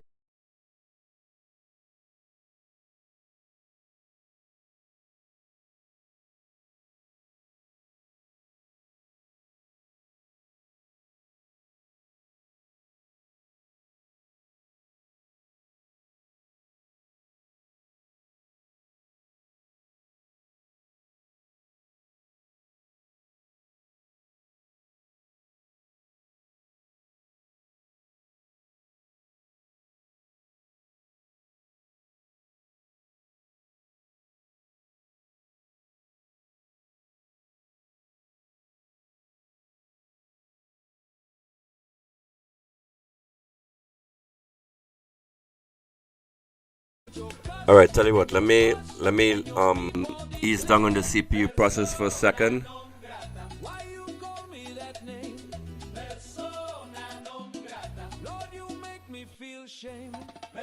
Let me close some windows in the background up. Give me a couple minutes.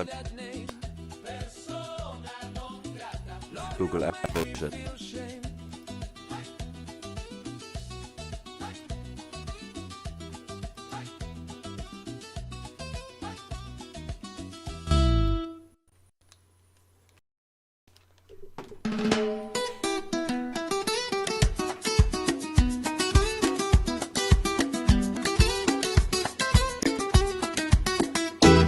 Persona non grata, me jutel vamos so I lit parata and drink my Grey Goose. I did plan to parang in Caracas this year, but your cuss and your fuss and your people declare persona non grata. Why you call me that name? Persona non grata. Lord, you make me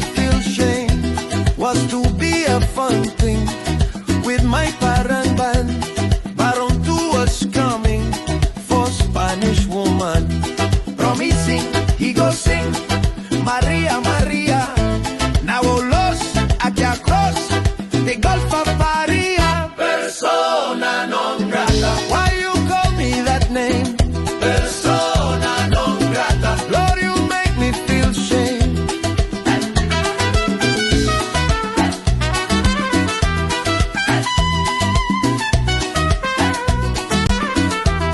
Had my cuatro tuned up, new maracas tú, real ready to cantar and bailar with you. They send a ver nota, a diplomatic note, keep you late, no airplane. They say I can't take both. Persona non grata. Why you call me that name? Persona non grata. Lord, you make me feel shame. The phone ringing non-stop, the whole band calling, saying I set them up, I'm crying and bawling. Carone, laughing me in my situation. Maduro, Semino, going to end Thailand. Persona non grata. Why you call me that name? Persona non grata. Lord, you make me feel shame.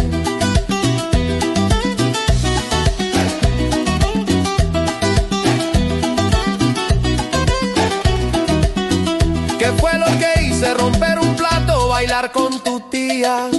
Mi nombre en una lista negra por una simple tontería. What did I do?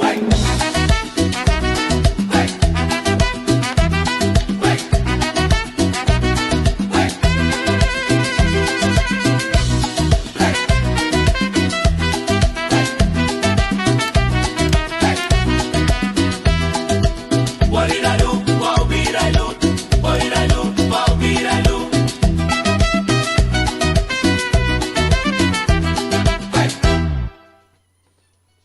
Persona non grata, mi utelva muse, so I eat barata and drink my Grey Goose. I did plan to parang in Caracas this year, but your cuss and your fuss and your people declare persona non grata. Why you call me that name? Persona non grata. Lord, you make me feel shame. Persona non grata. Why you call me that name? Persona non grata. Lord, you make me feel shame.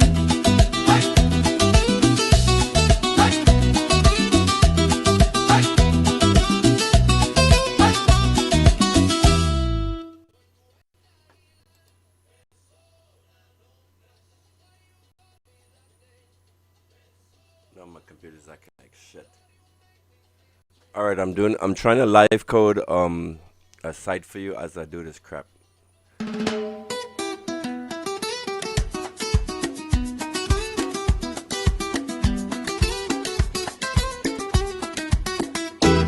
Persona non grata. I'll be with you in a minute, Mr. Soul. So I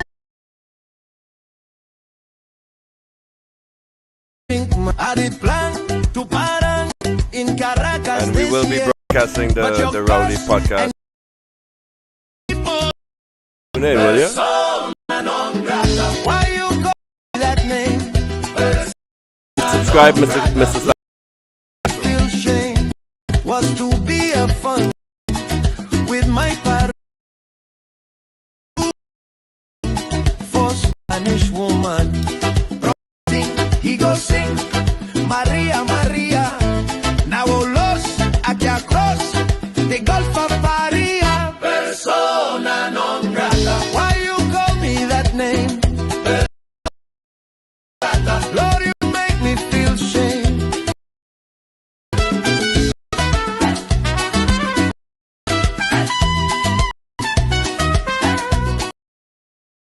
Had my tuned up, new tú, ready to cantar, bailar with you. They send a ver no, a diplomatic note, keep you late, no airplane. They say I can't take both. Persona non grata. Why you call me that name?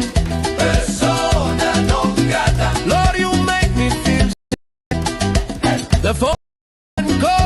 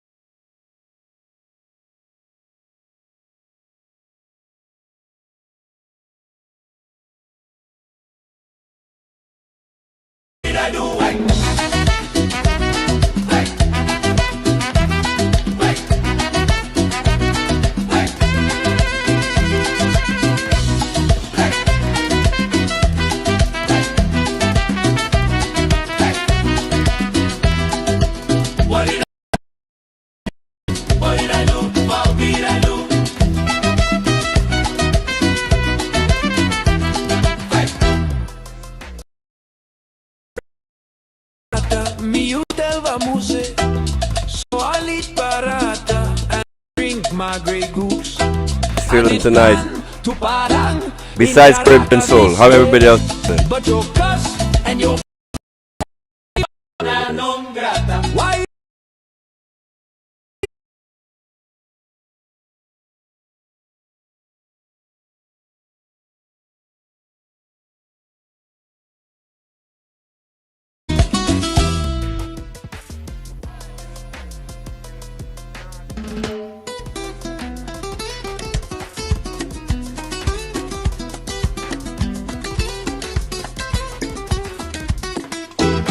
persona non grata, me usted vamos Alright, so I'm gonna play this video for you guys in the meanwhile so you can catch up.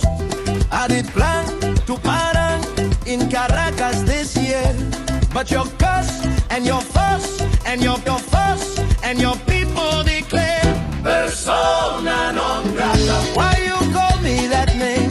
Persona non grata. Lord, you make me feel shame.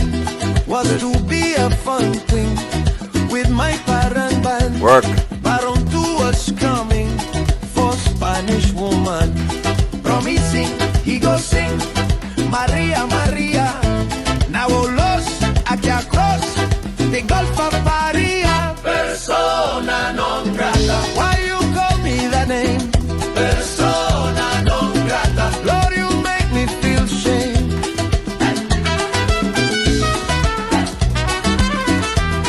Automatic note, keep you late, no airplane. They say I can't take both. Persona non grata. Why you call me that name? Persona non grata. Lord, you make me feel shame. The phone ringing non-stop. The whole band calling, saying I set them up. I'm crying and bawling. Carone, laughing me in my situation. Maduro, Semino, going to end Thailand. Persona non grata. Why you call me that name? Persona non grata. Lord, you make me feel shame.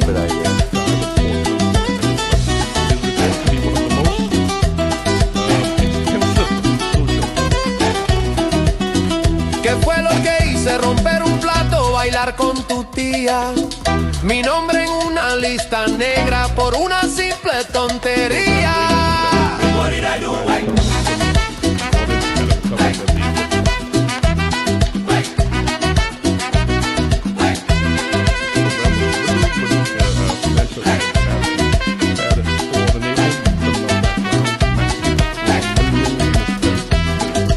What did I do? What did I do? What did I do? What did I do? The life of this is cost spent on it initially at about $6.5 million. It was reported $267 million.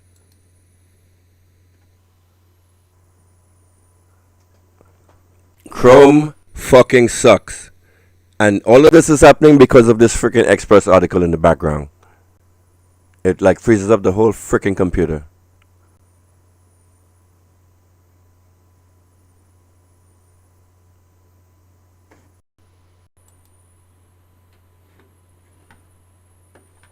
Work.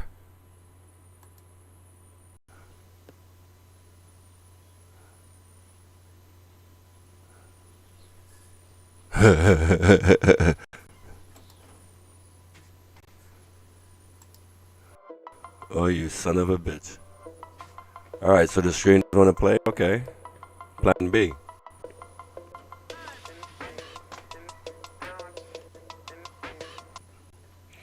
Hang on a second, guys. I actually built a web page for you so that you could better understand this Lifesports scandal better. Because there's no way in hell this entire corruption scheme happened without the knowledge of the entire cabinet and the top of the head of the fish. So this was known. This wasn't a scandal that was just linked and solely within Anil Roberts' sphere. It involved the entire UNC cabinet at that time. Every single cabinet member allegedly, and let me say, let me not, before I get myself in trouble.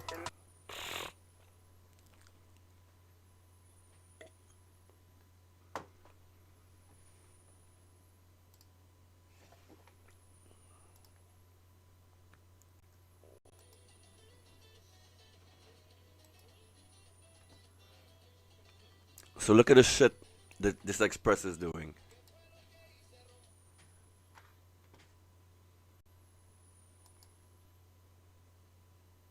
Whoever quoted the Express, whoever quoted this Trinidad Express website needs to be fired. You totally suck, and that web page is like unusable. When you go onto the web page, it's nothing but ads blasting you in your freaking face, and it slows down and crashes your computer.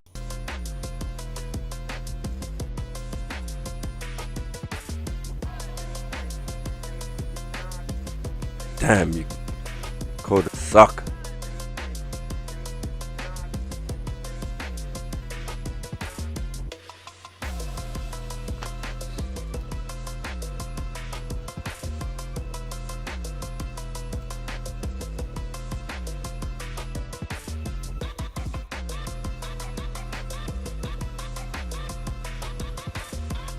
I need to close out this Express web page. Because you see what this Express, and I learned this from actual coding myself, because the Google ads, it actually consumes a shitload of memory. And what it does is it goes in, installs a bunch of cookies onto your computer, it starts reading what sites you've been to and all this other shit. So whoever did this Trinidad Express website, it's freaking horrible. The coding sucks. The web page is on article, because the ads keep popping up every 30 seconds.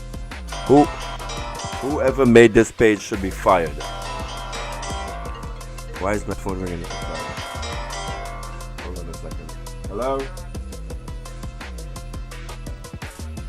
Hello? No? I do not. My guest is here. He is the former minister. He is the former leader of the Independent Liberal Party he founded. He is the publisher of the Sunshine newspaper. You can do it yourself. He is no stranger. Let me just welcome Mr. Jack Warner. Mr. Warner, thank you so much for taking the time to be with us this morning. Fuck you. It is good to have you here. Lifesports is what we're talking about. It was the brainchild of sports minister Anil Roberts. It is reported to be one of the most expensive social programs in Trinidad and Tobago, which was designed to target criminals. An audit had uncovered that the program was riddled with financial irregularities, had coordinators with criminal backgrounds, massive fraud, millions misspent, millions of dollars, ghost centers, ghost participants, improper procurement. They said that over the period, the life of this, it cost spent on it. It initially had a budget of $6.5 million. It was reported $267 million was spent, right up to 216, but more accurate figures put forward say that we're talking about $400 million.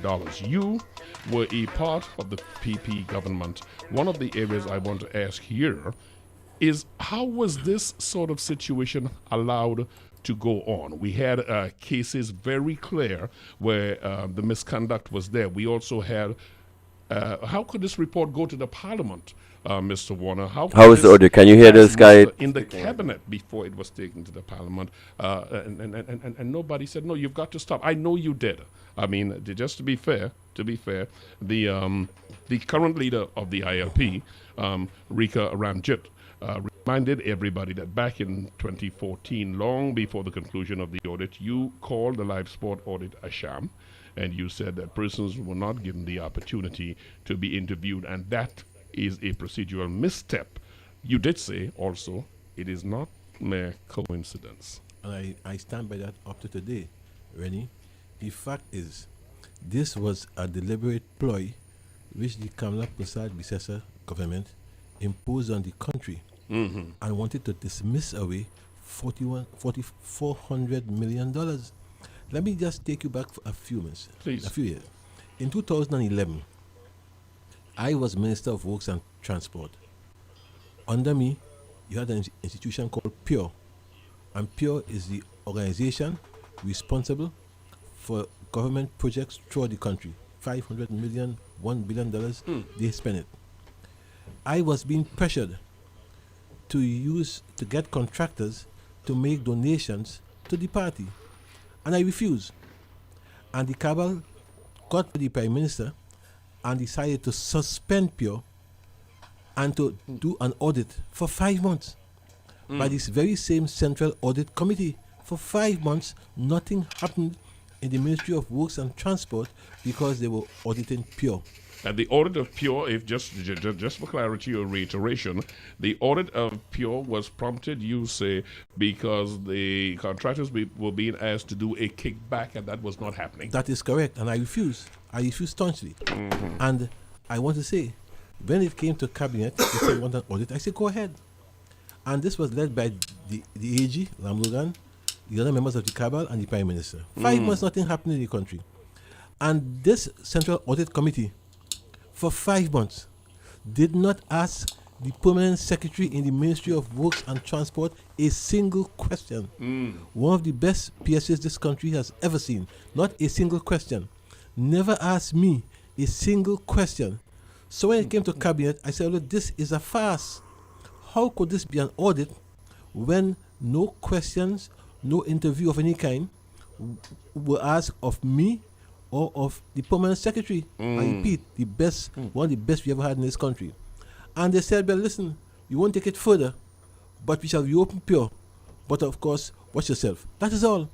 I then said to them, this cannot be right, because this Central Audit Committee has been a ploy, has been a vehicle used by the People's Partnership Government to do their bidding. And I don't know if it's the same thing with this present government. What I do know, that was the role and function of that committee under Larry Hawaii and under Mrs. Prasad Bisesa. The voice you're hearing is that of Mr. Jack Warner, former acting Prime Minister and Minister. And I acted 5 times, eh? 5 times. 5 times in the PP administration. So on the one hand, there is question about presenting this report, knowing that procedurally all the parts were not followed. But you just mentioned that the Central Audit Committee's audit in itself you thought was a farce. That is correct. That is correct. I said so. And I said that this committee is a pawn, a tool of the government. I said to them, it cannot be right. They just dismissed me completely. And why? It's because the contractors, I said the contractors must not give any kickback to the government. That was it. And therefore the audit PURE, nothing came of it. It's the same committee, therefore, they then used to audit Lifesport, hoping and knowing full well that the procedure was wrong.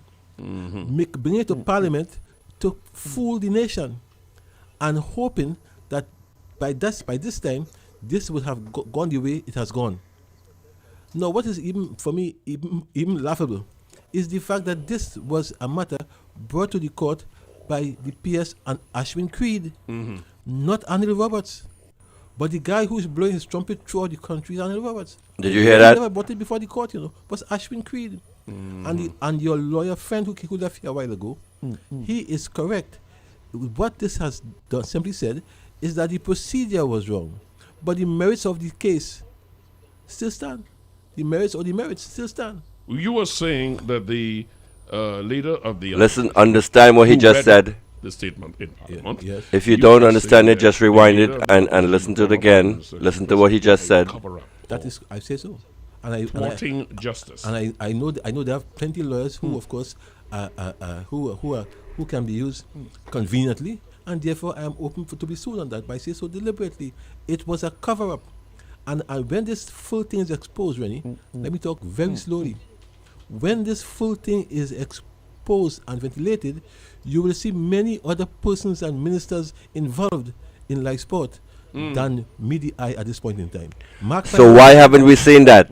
We are in 2025. Hold on. I want to talk and stay behind the ball so we get this is a weird understanding situation. of What do you some of fast the forward players this? here. Let's talk about the $34 million man, Adolphus Daniel. Daniels, I can't really EB, fast forward this because I'm doing Interact was something else in the meanwhile. selected I made an organizational chart for Lifesports so I can like explain to you guys visually how this freaking fraud happened. 2012, So Daniel submitted a proposal to the ministry to teach mathematics and English in the life sport program throughout Trinidad and Tobago. Now, the cost. all right, hang on. Of the Yeah, 2 just year listen to the video program and I'll try to bring up this shot in the background in the meanwhile. $5 million You're gonna in the love this second year, shit. A total of $12 million. I promise What you. happened, however, If I could get it working. on November 4th, 2012, he resubmitted a revised cost of $11 million for the first year and $11 million for the second year, a total of $22 million. And the funny part about this is that no material changes were made to the proposal. Help us understand why this was not seen and objected to more loudly by members of the cabinet, if this is correct. First of all, is this correct? It is correct. But to go further, he had submitted a proposal for 12.2 million. Then he went and resubmitted for 11 million for 2 years. So 2 by 11 is 22. He took the 22 and added the 12. He got 34 and submitted that. And that was paid. Understand that fraud. This country, or in fact the Western Hemisphere. How do you pause this? You can find such financial absurdity as what transpired there. Nowhere. And at the time, the minister was a banker. The minister was a banker.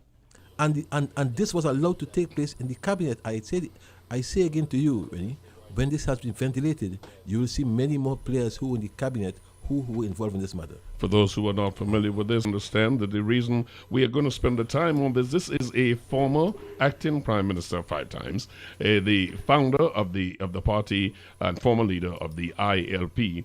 He is Jack Warner. He is my guest this morning. We're looking into not just the ruling of the judge, which we will get to some of that later on when we get to Mr. Anil Roberts, but we're just looking at the behind the weeds, as it were, behind the crease, looking at what's happening in the bullpen. E-Beam Interact is distributed by U.S.-based Ludia Inc., which Daniel Educational System Limited being its sole Trinidad distributor. E-Beam Interact was registered in 2007 by attorney Allison Eustace Luther Roberts of Roberts and Company. He is the father of former sports minister Anil Roberts. How was it possible that these things continued to go unchecked? I mean, what is it? Folks thought that Trinidadians were asleep. I mean, what happened here? The same way you had a cabal in the party, you had a cabal in the cabinet. And the cabal in the cabinet, they allow these things to go, and you dare not say a word because they will, of course, chastise Testing. you. 1, 2, 3, I testing. want you to ask the nation how the $34 million came about. How did it come about? Because at no point in time the figures add up. How did it come about? Testing. I'm asking you because the public how's the audio? asked the same questions. And I'm saying to you, when he first submitted 12.7 million, and then he went back to revise his figures I'm to $11 million stressing my for computer each with year this shit. of the 2 years. He had all the figures together. And he said, look, pay me for what I submitted first, which he rejected. Pay me the $11 million for the first year and $11 million for the second year. Where in God's world, Rennie? Where in the world can this ever happen? And people are laughing at this country. And people here in this country are catching their nenen to make ends meet. No work was done and he was Not paid. a single thing was done. And what is even more painful is the guy up to now has shown no sense of remorse. You have said, if you want to sue me, sue me. Sue me? Because you said comfortable on what you're presenting here this morning. Oh, very. You see, if we would get some of them in the court to raise this matter, I'll be glad. Well, Jack Warner is our guest this morning. How deep, you say this will go deep and people will be surprised. How deep do you believe this will go, sir? Well, let me just tell you. My grandmother always told me, when a fish starts to rot, it begins at the head. I say no more. No more needs to be said. Do you anticipate very soon we will see charges, or are you, like many folks seem to say, no matter how I turn and remind folks that we've got to make a start somewhere, and I speak of my optimism that something will be done, it seems as though a resignation in Trinidad and Tobago that nothing will come of it. Are you as optimistic as I am, or do you share that pessimism? I must confess I am becoming more and more pessimistic because I have seen no signs of any kind by this present government Listen to this. wishing to go after those miscreants who robbed this country. It seems as if the relevant departments and ministries, like molasses, going uphill, and I can't understand it. How guys who on the platform during election had all the evidence, all the facts, all the statements, and now you're in government, you have become comatose. But I do have to ask this question of you, and I know at the earliest opportunity I will direct it at the parties of the present government, but I must ask you this. Folks say it is one thing to have suspicion and a lot of reports coming at you, but when you're ready to take this to court, you must have documented proof of what you're saying. It is no longer he say, she say, he suspect, and I know this one who got so and so, but you've got to have your T's crossed and your I's dotted before you go there and make a case that falls apart really quickly. That might have been so, and that I don't know what Jack Warner is doing, man. If I did not have examples of investigations taking 3 and 4 and 5 years, where is Prison Gate? Where is Email Gate? Where is Annan Gate? And so on, and this goes on. And therefore, I'm saying that is an excuse, because if you want to really press a case, it doesn't take you 15 months to find evidence. Jack Warner is my guest. We have led up thus far. The audio went out on my end. I'm not hearing anything. Like everything just went blank. Will come down. This goes very deep, and the rotting fish starts at the head. The rotting fish starts at the head. In the area of, you understand that? The rotting fish starts at the head. The rotting fish starts at the head. The head. The head. Who is the founder of Sunshine newspapers that's available for you to pick up and peruse. Usually very interesting. Let me switch this. Let me switch this. I'm waiting for the Attorney General and for justice to take its course. I'm waiting to see what happens coming out of the Lifesports situation. But Justice Mira Dean Amor ruling that the Finance Ministry audit of Lifesport was unfairly completed is what brought this right back up. And Mr. Warner was in a position right in the belly of the beast, as a manner of speaking, and knows exactly what took place. So in the heart of things, some would prefer that I say. I must ask you, sir, how to give me the details of how this corruption. Hold up 1 second. Let me bring up a chart that I could actually control the audio, and cause this isn't good. Let me start this over. Cause I can't hear anything now. So let me delete that.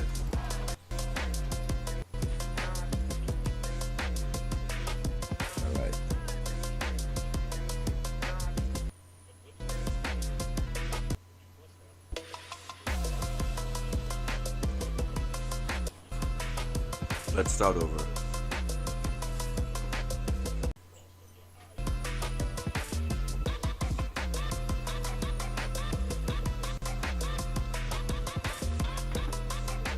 The cabinet, they allow these things to go, and your general say, oh, because they will, of course, chastise you. That's what happened.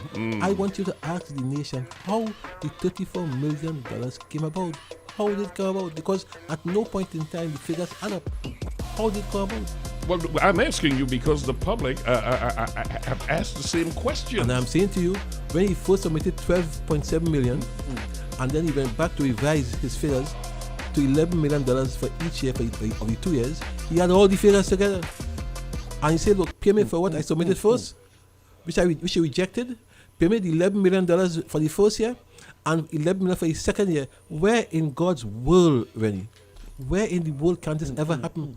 And people are laughing at this country, and people here in this country are catching their nenen to make ends meet. No work was done, and he was not paid. a single thing was done. And what is even more painful is the guy up to now has shown no sense of remorse. You have said, if you want to He's sue dead me, now. sue me. Sue me? Because you said comfortable on what you're presenting here this morning. Oh, very. You see, if we would get some of them in the court, Yes. to raise this matter, I'll be glad. Well, Jack Warner is our guest this morning. How deep, you say this will go deep and people will be surprised. How deep do you believe this will go, sir? Well, let me just tell you. My grandmother always told me, when a fish starts to rot, it begins at the head. I say no more. No more needs to be said. Do you anticipate very soon we will see charges, or are you, like many folks seem to say, no matter how I turn and remind folks that we've got to make a start somewhere, and I speak of my optimism that something will be done, it seems as though a resignation in Trinidad and Tobago that nothing will come of it. Are you as optimistic as I am, or do you share that pessimism? I must confess I am becoming more and more pessimistic because I have seen no signs of any kind by this present government wishing to go after those miscreants who robbed this country. It seems as if the relevant departments and ministries, like molasses, going uphill. And I can't understand it. How guys who on the platform during the election had all the evidence, all the facts, all the statements, and now you're in government, you have become comatose. But I do have to ask this question of you, and I know at the earliest opportunity I will direct it at the parties of the present government, but I must ask you this. Folks say it is one thing to have suspicion and a lot of reports coming at you, but when you're ready to take this to court, what is up with this computer? Documented proof of what you're saying. It is no longer he say, she say, he suspect, and I know this one who got so and so. But you've got to have your T's crossed and your I's dotted before you go there and make a case that falls apart really quickly. That might have been so, and that might have impressed me if I did not have examples of investigations taking 3 and 4 and 5 years. Where is Prison Gate? Where is Email Gate? Hold on. And so on, and this goes My on. video just crapped out. I'm saying that is an excuse, because if you want to really press a case, fuck is going it doesn't on? take you 15 months to find evidence. Jack Warner is my guest. We have led up thus far to where we are with Lifesport. He says a lot of buildings will come down. This goes very deep, and the rotting fish starts at the head. We will see about that. I do want to get with you, sir, in the area of gentleman you're very familiar with, because he said to the Prime Minister on his Now my screen stopped displaying. I am your present. My guest is Mr. Jack Warner, who's the founder of Sunshine Newspapers. That's available for you to pick up and peruse. A very interesting read. We were sitting down and waiting for the Attorney General and for Justice to take his course, and waiting to see what happens coming out of the live sports situation. But Justice Mira Dean Amor ruling that the Finance Ministry audit of live sport was unfairly completed is what brought this right back up. And Mr. Warner was in a position right in the belly of the beast, as a manner of speaking, and knows exactly what took place. So in the heart of things, some would prefer that I say. I must ask you, sir, to give me the details of how this corruption was done in live sport. I don't have all the details because I said it's a small creek, and I was kept outside of that. You were not part of it. All I know is that checks were cut left, right, and center, paid to ghost companies, companies that were not even VAT registered. Some of them had names as Dustbin Terrier and all these kinds of things and so on. How the fuck did that happen? Laughable. In fact, I recall a company in Tobago was paid for cutting grass in Carapo and in Point Forte. So I asked the question in Parliament. I said this company came from Tobago. Sorry about that. I couldn't figure out why this shit wasn't showing. Carapo, went to cut Point Forte and then put it back on the plane. All right, back to I'm Tobago. back. Sorry about that. $375,000. Technical difficulties. All these things. I call companies, I call figures. In fact, my political leader, Mrs. Rika Remchit from the ILP, she also had a program recently, and she also spoke about these figures and these companies. So the facts are there, the documents are there, and one has to commend Captain Gary Griffith for being brave enough to go after this and to reveal it. So Gary Griffith was the person that first revealed the live sports scandal. What the hell happened to Gary Griffith now? What the hell happened to Jack Warner now? Here he is speaking out against one of the biggest scandals. You know what? A person would have cowed and bowed down. This is, you know what? After them. This is why I think this man is going to get pardoned. Jack Warner going to get his pardon soon. And of course, well, he to pay a price eventually. So he holds your respect. I mean, highly, very highly. In fact, it's because of him, in a sense, this whole thing is where it is today. The ministers were not detected. People saying, you were saying there was not a question of detected. There was of detection. There was a case of a wink and a nod. Everybody knew what was going on. Is that your? That is correct. Everybody in this small clique inside the cabinet. And let me tell you something. In this cabinet, you had people who had silk, SC. And as a friend told me just now, they shouldn't have given silk. Should be given cotton. Because how could you be an SC? Listen. Silk. And these things pass over your eyes. Listen, you knew the procedure. How proficient was this man? Like, doesn't his words apply to today with this whole silk and the SC and getting? Oh my God! Listen to this video, man. This video was taken some years ago. I think what year was this? I don't know. They shouldn't have given silk, should be given cotton. Because how could you be an SC, silk, and these things pass over your eyes? You knew the procedural law. You said, listen, guys, this is not happening. I said so. But the people, and there's a whole lot of attorneys, you're quite right about that. I'm going to leave Lifesport, as a total package as something that I will be patient on. But I do want to ask you, I don't think I'm leaving it. I'm going to take a component of it. I hope do you leave Lifesport this morning, the country doesn't leave it. I really hope so. That's right. We're in 2025 now, people. Appearing on the UNC platform last Monday, Anil Roberts said, "Mere hours after the ruling, I am back." Now, as I understand it, and you may want to educate me, I'm a little slow on Sunday mornings. These things like an appearance does not just happen within hours of a ruling from the court. These are... All right, let's pause for a second. Welcome everyone to the Slimy Show. Welcome Val Bowen. Welcome Fearless Warrior Network. Welcome Caribbean Soul, you fucking troll. Welcome Ricardo. Welcome Alicia Almanderoche. You español, Alicia. ¿Te habla español? Alicia Alimanderoche. Or is that French? I don't know. Welcome to the Slimy Show, broadcasting on five platforms tonight. The Workers' Right 868 platform on Facebook, the Workers' Right 868 platform on YouTube, the Slimy Show on YouTube. You guys need to go actually like my show or subscribe and follow to me. Kindly go over there, hit the like button, hit the follow button, because you're going to get more content over there directly from me, as opposed to what you would get on the Workers' Right platform, because I'm actually leasing.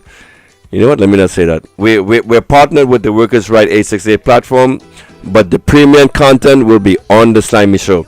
We're also broadcasting on Twitch. I don't know the name, but we're on Twitch, Caribbean Politics. Just look it up. We're also broadcasting on X, the first and the only Caribbean-focused broadcaster on the X platform. Look me up. Just type in Caribbean Politics. I pop right up in the videos. So you guys like and follow the Workers' Right platform. We are looking for volunteers. We need people, patriots, true patriots of Trinidad and Tobago. Over here we're not UNC or PNM. We are Trinis. We are focused on the workers. The workers. If you are a worker, if you work, if you have a job, you are my friend. Caribbean Soul partner. I hear your wife leave you. Come over to my team. Everything is better over here. We will take care of you. We have a nice community that we're going to grow and foster Caribbean Soul. Even you are welcome over to the Slimy Show. You're a Trini, even though you're bald head, even though you look like Professor Platypus on the on that Platypus show. My brother, I still love you. Welcome. Thank you for viewing. So back to Jack Warner. So the main focus I want you guys to focus on with what Jack Warner was saying is this corruption scandal with the Lifesport wasn't just limited to Anil Roberts. The whole entire UNC cabinet was involved in the Lifesport, and it went all the way up to the top. That is what this is not me saying this. This is Jack Warner saying this in this interview. That's why I'm playing it for you. So let's get back to him. It's not unusual for them to know about a verdict in advance. It's not unusual. We have some very crafty people here at the highest level of the legal. They're no trolls. They're only Trinis. They're only Trinis. You know, Trinis that want to have fun. Trinis that are doing their job. Trinis that are doing what they're paid for. We're all Trinis over here. Forget Caribbean Soul. Leave him alone. He's a brother. He's just doing his job. He's doing what he's paid to do. So don't get vexed for the man at the way how he makes his money. Okay? He has to feed his family because I hear his wife left him.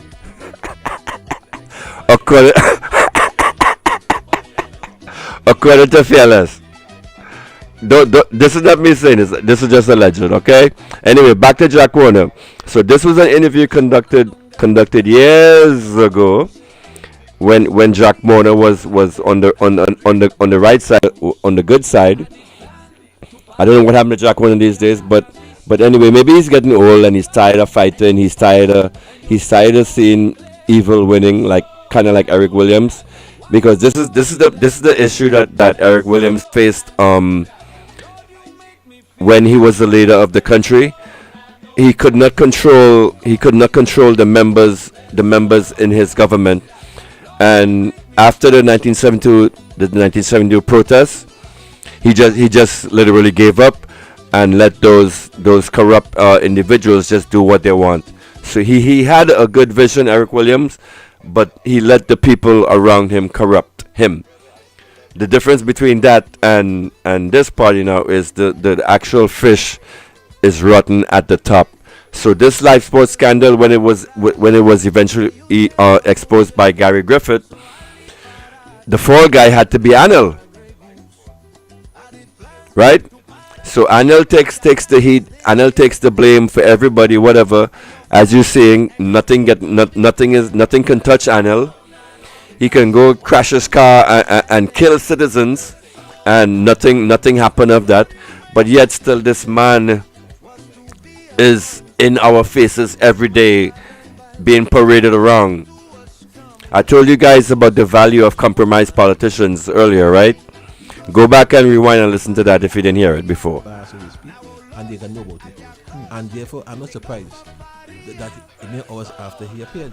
What I'm surprised about is that he was able, that he appeared at all. Because here you had the political leader of the UNC, Silk, not Cotton, Silk they say, knowing that of course nowhere at all he's vindicated, put him on a platform, galleries to the nation, promises to put him in the Senate, with total abandonment for respect for the people, the integrity of this community and so on. I mean, what is wrong? Really, something has to be wrong. Yes. Something has to be wrong. And there's not a single person who was on that stage or who in her cabinet or who in her executive who could tell her, Madam Opposition Leader, Madam Political Leader, what you.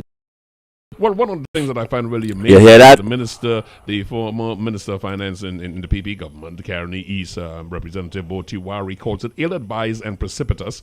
He said the UNC must convince the country that it stands for something. The former Trade Minister Stephen Cady said Roberts was tarnished, and the opposition leader showed no right to be political leader or prime minister as a result of that. Well, that's the first correct thing Cady said in 5 years. so I saw it too. I wanted to commend him. He was bang on target. Botiwari is speaking now from the position of a safe seat given to him. So he feels that that's 5 years, he's okay and she can't do anything. Had it been different, he wouldn't say a word. What he has said, up to what he has said as leader of the COP, yes, as part of the partnership, what has he really said? Well, Maharaj, I know who is errands of Anil Roberts on the platform. Tell us about Anil Roberts and why you don't think he is fit to be where he is. Look, listen. Oh God. Please listen to this. Oh God. Listen to this. This video is old, right? This video. Let's find out when this video was taken.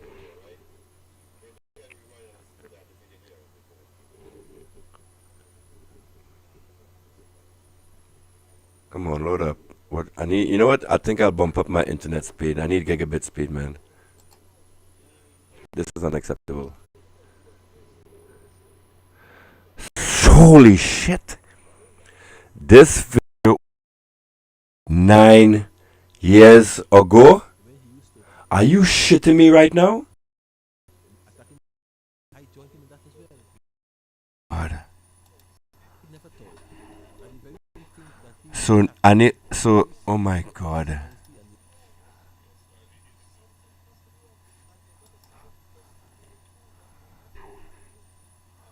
Oh my God. This video was made 9 years ago, Olia.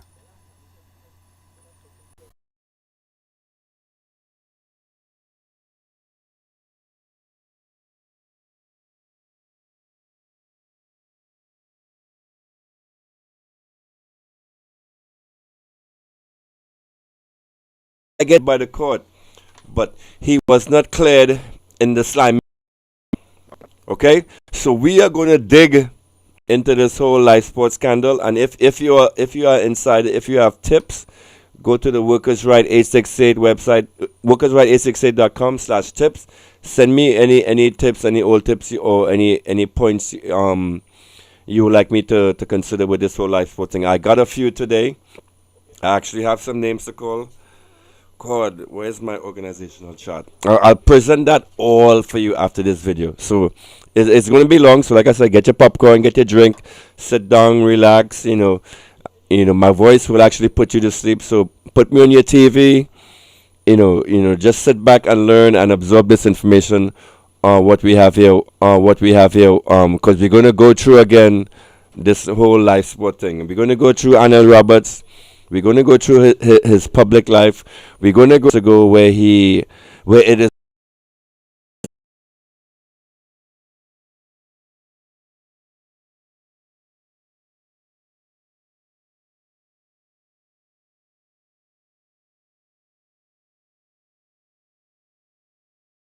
contacted me and told me that this whole thing with Arnold Roberts, what's the note?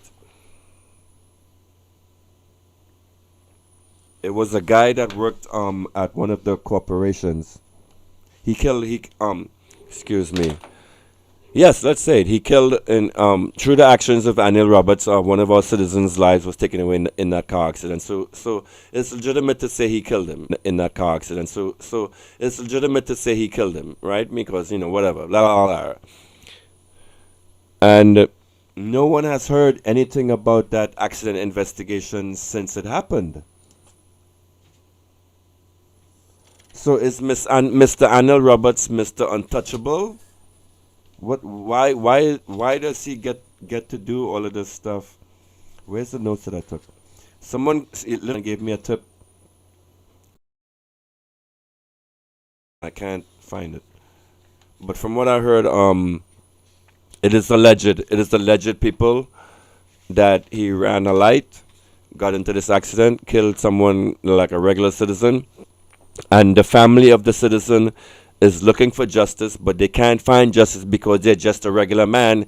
They're not no politician in no high place, a place that gets away from even avoiding even a scrutiny of TTPS. Was a breathalyzer taken on that night? Where are the results for the breathalyzer test on Mr. Roberts? Because the life of a Trinidadian was taken. And is Arnold Roberts still driving these days? Does he have a chauffeur at this point? Or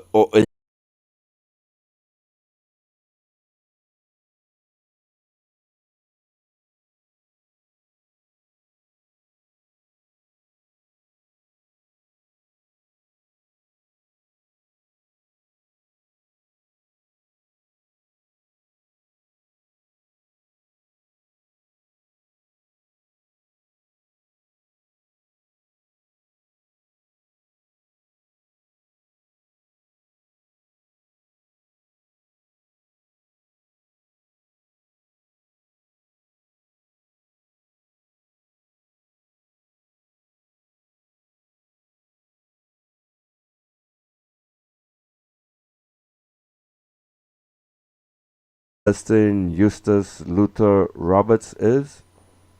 Because Mr. Arnold Roberts, the Honorable, is saying that he has nothing to do with this fraud, that he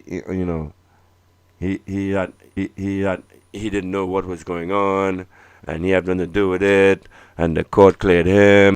But you know what? Like I said before, the court of Slimy has not cleared him, and I have some questions to ask. So, Alistair Eustace Luther Roberts is the father of Mr. Anil Roberts, and Mr. Allison Eustace Luther Roberts was the lawyer who incorporated E-Beam International in 2007. Got away with $34 million for work that was just not provided. So the citizens, you, me, everybody else, the citizens of Trinidad and Tobago gave E-Beam International $34 million, and we got nothing in return for that. And this company was founded by Anil Roberts' father. But Anil Roberts don't know nothing, about how nothing happened, about how nothing went on, or what went on, or who get money, or whatever. But I have some revelations for you guys. But let's finish up. So the whole purpose of me playing this video with let's call him Mr. Ballhead, is because he was doing the right thing back then, and he actually revealed some of the stuff with Lifesport that is very pertinent to us today. Where in the world can this ever happen? And people are laughing at this country.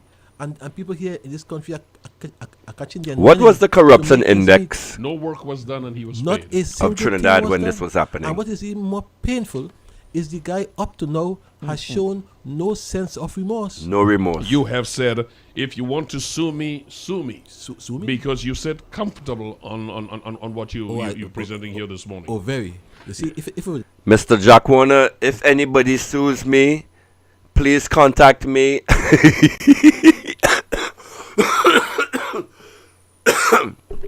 Olha.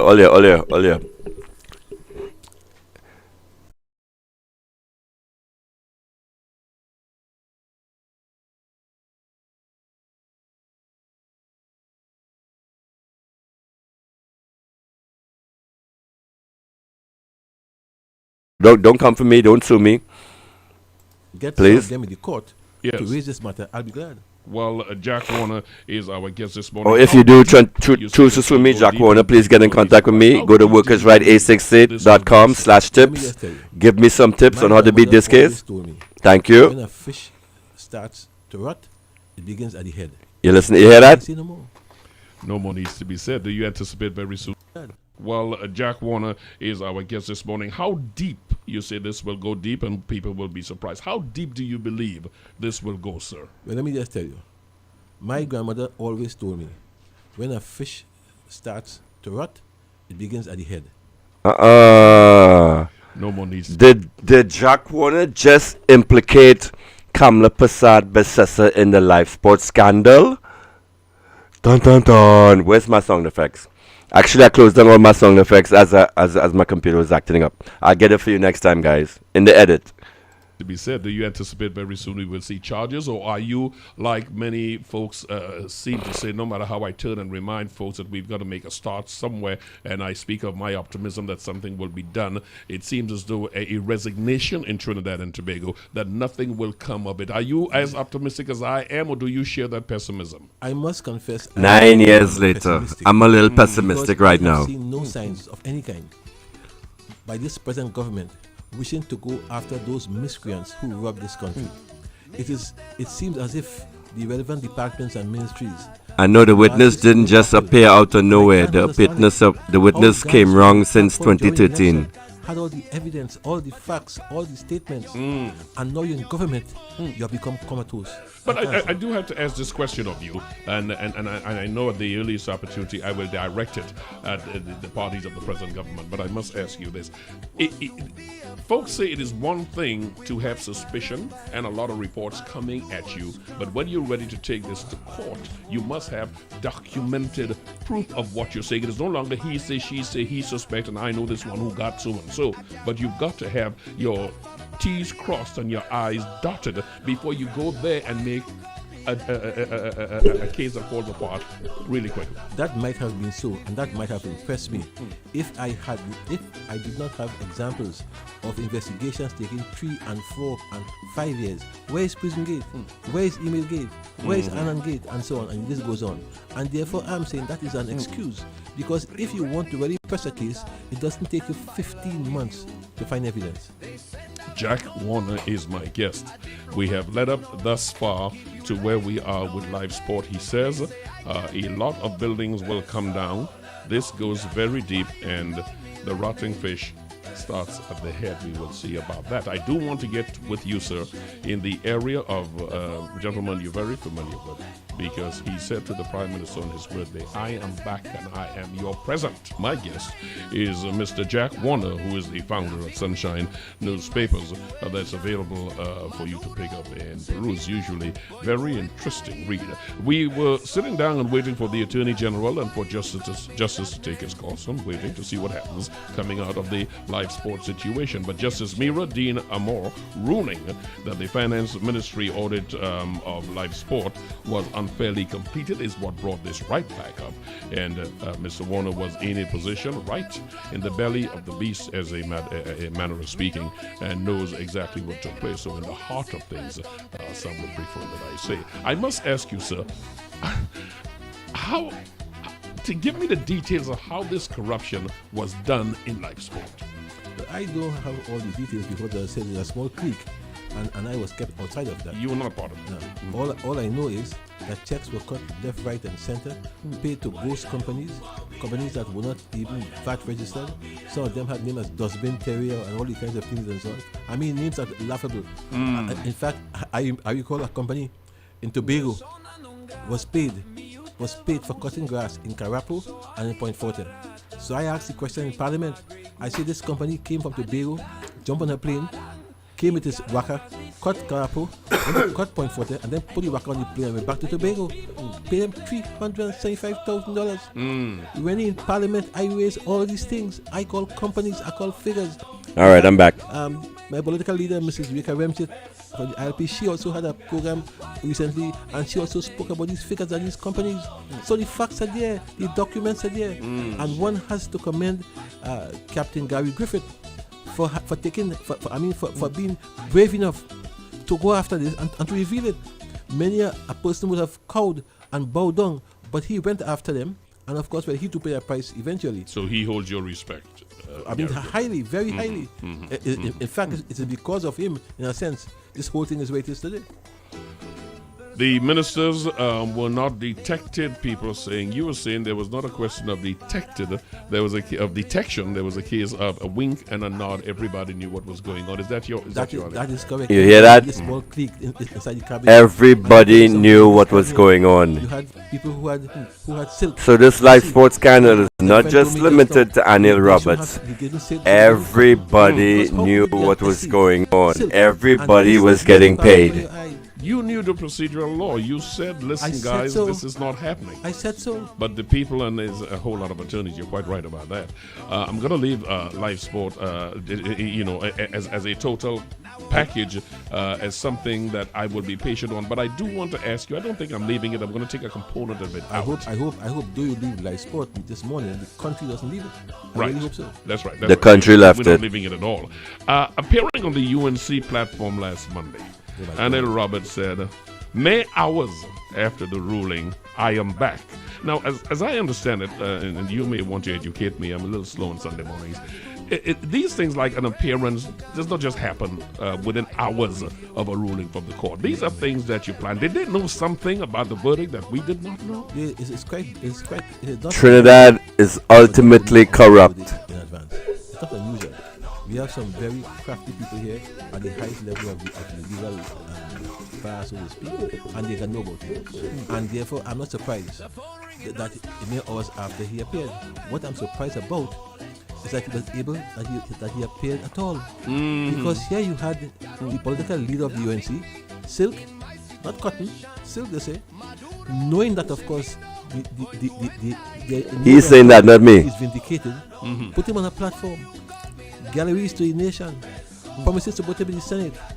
With total abandonment for respect for the people, the integrity of this community and so on. I mean, what is wrong? Really, something has to be wrong. Yes. Something has to be wrong. And there's not a single person. This is 9 years ago, and you guys put this woman back in charge again. Madam Opposition Leader, Madam Political Please Leader, stop doing that. It's not right. Please stop doing that. What I find really amazing is that the former Minister of Finance in the PP government, the Caroni East Representative Bo Tiwari, calls it ill-advised and precipitous. He said the UNC must convince the country that it stands for something. The former Trade Minister Stephen Cadiz said Roberts was tarnished, and the opposition leader showed her judgment is totally off, and she had no right to be political leader or prime minister as a result of that. Well, that's the first correct thing Kayi said in 5 years. so I saw him too. I wanted to commend him. I have an allegedly pregnant woman in the bed, and she's trying to sleep. And she says I'm making noise. What should I do, guys? He feel that for the next 5 years, he's okay and she can't do anything. Had it been different, he wouldn't say a word either. I don't know who she's pregnant for. Up to what he has said, as leader of the COP. Oh shit! As part of the partnership. She tell me to stop shouting. Well, Maharaj, I know this is still the babe. COP also condemned the appearance of Anil Robertson. Tell us about Anil Robertson. Why you don't think he is fit to be where he is? Look, listen to this. Was my friend, hard worker. When he used to be on another station, daily attacking the government, I joined him in that as well.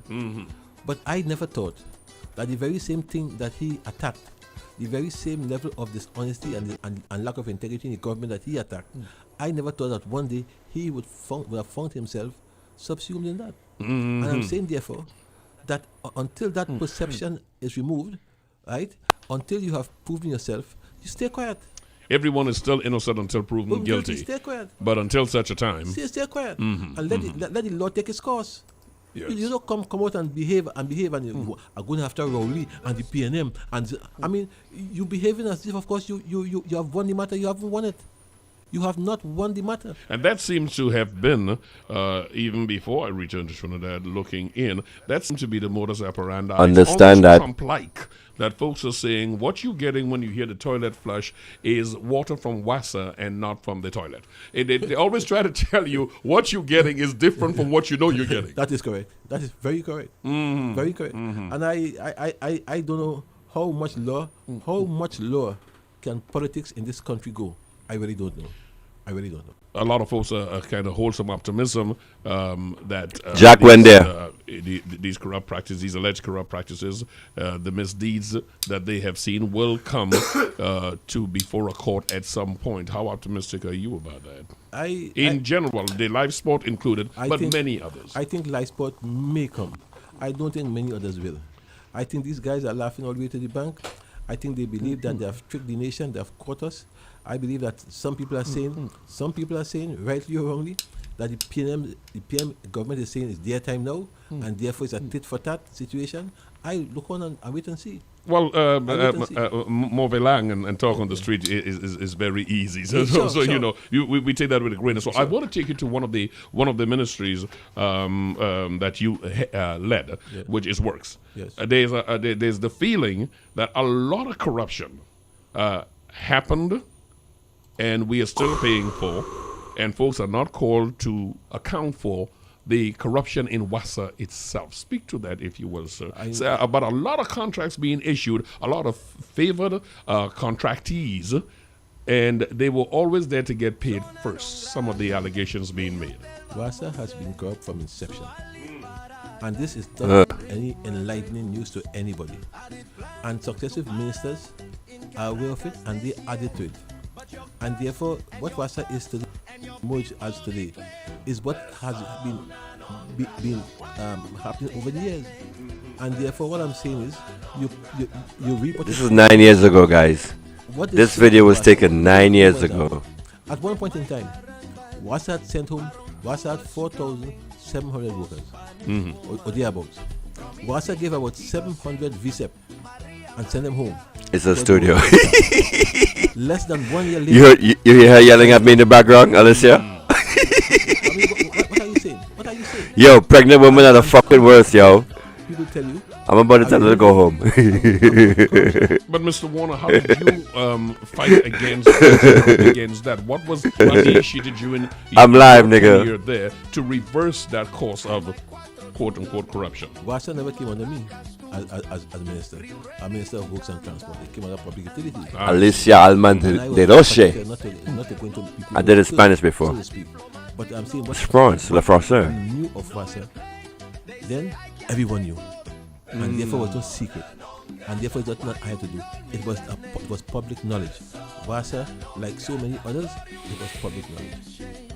One of the areas that has caused the greatest disquiet among the general public is not only live sport, but the series of things. It is also not limited to something that you commented, and I think it was in 2013. I want to move a little into the area of something you looked at, which is in the judiciary, with the question of the force on remand. You said it is inhumane. All right, let's keep the audio playing in the background. I want to try to switch to something else. Having access to justice. You were speaking of the remand yard. During your time there, was anything done to ease that situation? No, I can't do it. I want to... Actually, what I did, using artificial intelligence, I actually asked the AI to build me an organizational chart for the Lifesports scandal.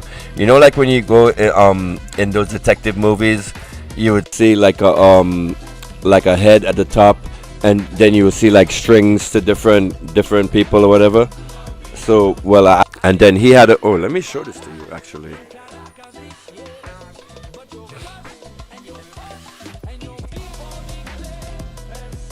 Let me show this to you. So with AI, with Grok, you can actually present it with documents, and Grok can actually, let's say you don't want to read through the whole freaking article, you can say, hey Grok, take this web page, summarize it for me, and it'll do it.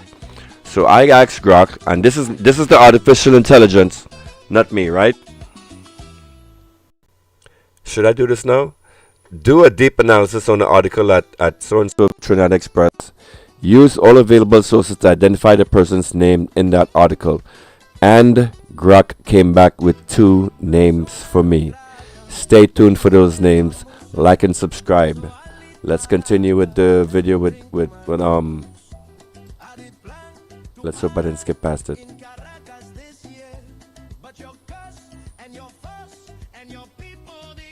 I'm getting bored of him. Yeah, The cabinet. this is a whole 15 minutes. No, I can't go through this whole shit.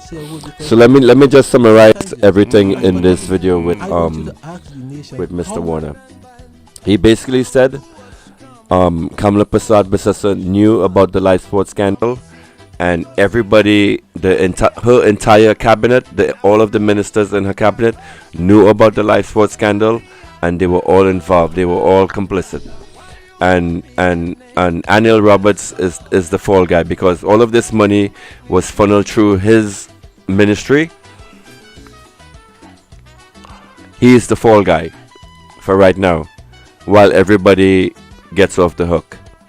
So the case against Anil Roberts is not closed. It is just it was like dismissed on a technicality. It can be reopened at any time. So my question to the TTPS is, why hasn't it been reopened? What is going on? So here we go. I wonder if you can see this.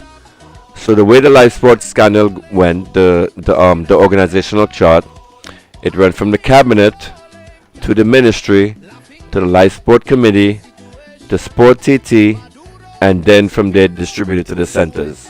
Money starts at the top, $440 million. Starts at the cabinet, was approved by the corrupt cabinet, because remember, if you had read the last article that came out last Sunday, it said after he was given this $34 million, it was an entire scam. first, I think the initial payment or the initial assessment was $24 million or something like that, or 11 million for 2 years. No, 11 million for 1 year, 4 million like that for the second year. Then he came back and revised it without adding any extra features or whatever. He revised the fees from 11 million in the first year to 11 million in the second year. The cabinet approved that allocation, that budget allocations. The cabinet approved this. So from the cabinet, it went to the Ministry of Sport. From the Ministry of Sport, it went to Lifesport Committee, which consists of a committee of 13 board members. Then from there, it went on to Sport TT, and then from there, any money left over that was left over from them Tiffin. And part of this, part of what blew this up is because the centers wasn't getting any money. And I think the guys at Rasta City had went and complained and went and gunbutt this guy, the main guy. Let's show you his picture right now.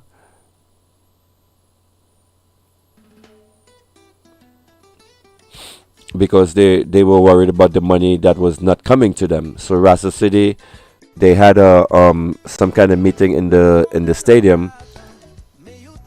What's going on? Yes, this guy, Mr. Adolphus Daniel.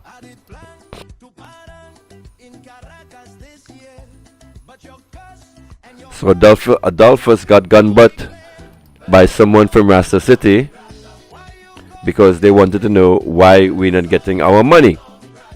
So Adolphus then went back to the main witness, which is this lady here.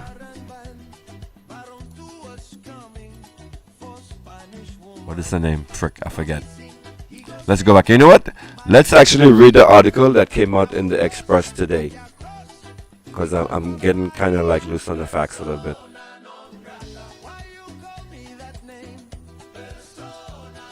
Okay. Nope, that's not it.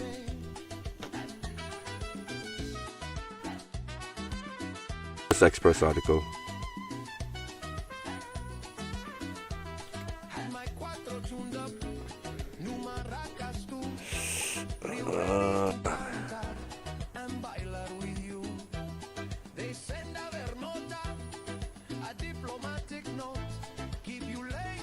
Ruth Marchand, that's the witness.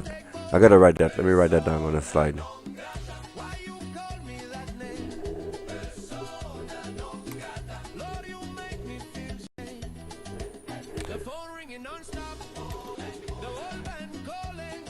So Ruth Marchand, she was actually in the Lifesport ministry. She was the head of some department. I'll read it to you after. So she got $1 million from the $8 million kickback payments that was fraudulently approved by the parliament. Remember, after he got his initial money, he came back after the whole gunbutt situation and asked for an additional $8 million for a technology component. After he disappeared, the $8 million still was presented to Parliament, and the cap approved that payment. You understanding me? The cabinet approved that payment of $8 million, and since Adolphus was not available to distribute, what was decided is a group of 8 of them got together and they split the $8 million, $1 million for each person. So one of the person that received the $8 million was Ruth Marchand. She went and invested in some kind of condo. She bought a condo for $1 million or something like that. The fraud, the level of fraud that was going on, the level of fraud that Mr. Roberts was in charge is astounding. And how this is not spoken about every day. How does even Anil Roberts still have a YouTube platform where he can go on and actually still preach to the people like he's some kind of savior to the country, like he's some kind of warrior for the poor, when he scammed us out of $440 million, and you people put him and elevate him on his platform instead of every day when he leave a message you're cussing him like I do, because I will go after every time he leaves a message on the Doubles and Coffee, I will go into the comments and leave some kind of nasty cuss for the man. Why are you people going on there and supporting this nonsense? This man who stole from you, who literally, like, when you go to the grocery and you're wondering why the shit costs so much, it's because of this man, because all of that money, that is how it is extracted from you as a citizen. All of this it is taken back from taxes, from the increased taxes, from all the fraud and all the money that these guys spent and stole from you. All right, so where's the article from for today?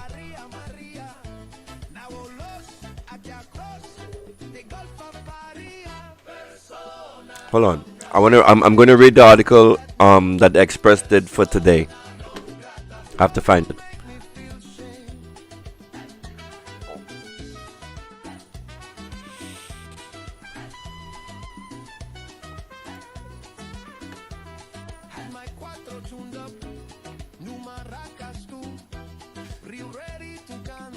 I'm going for 3 hours, guys. Thank you for still being with me. I know it's getting late. Sunday night, you guys gotta go get ready for work, do the grind, all out.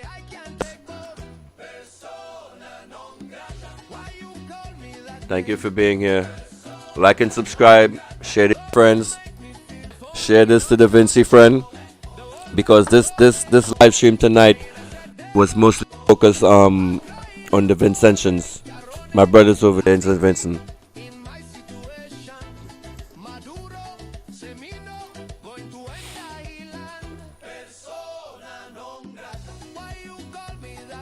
Alright, I'm trying to find the article for you.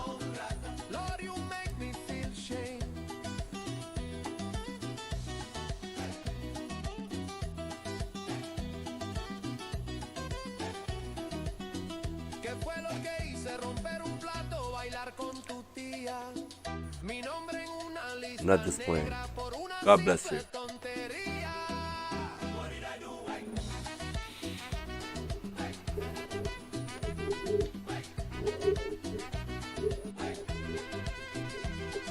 Alright, let's read it from Grok. Article published by the Trinidad Express on November 16, 2025, which was yesterday now, provides a riveting insider account of brazen $8 million fraud within Trinidad and Tobago Lifesports program.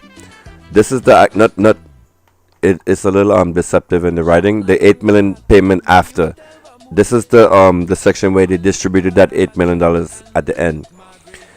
A youth intervention initiative launched in 2010 under the People's Partnership UNC-led government, drawing from a leaked 65 notarized witness statement by Ruth Marchand, dated July 2013.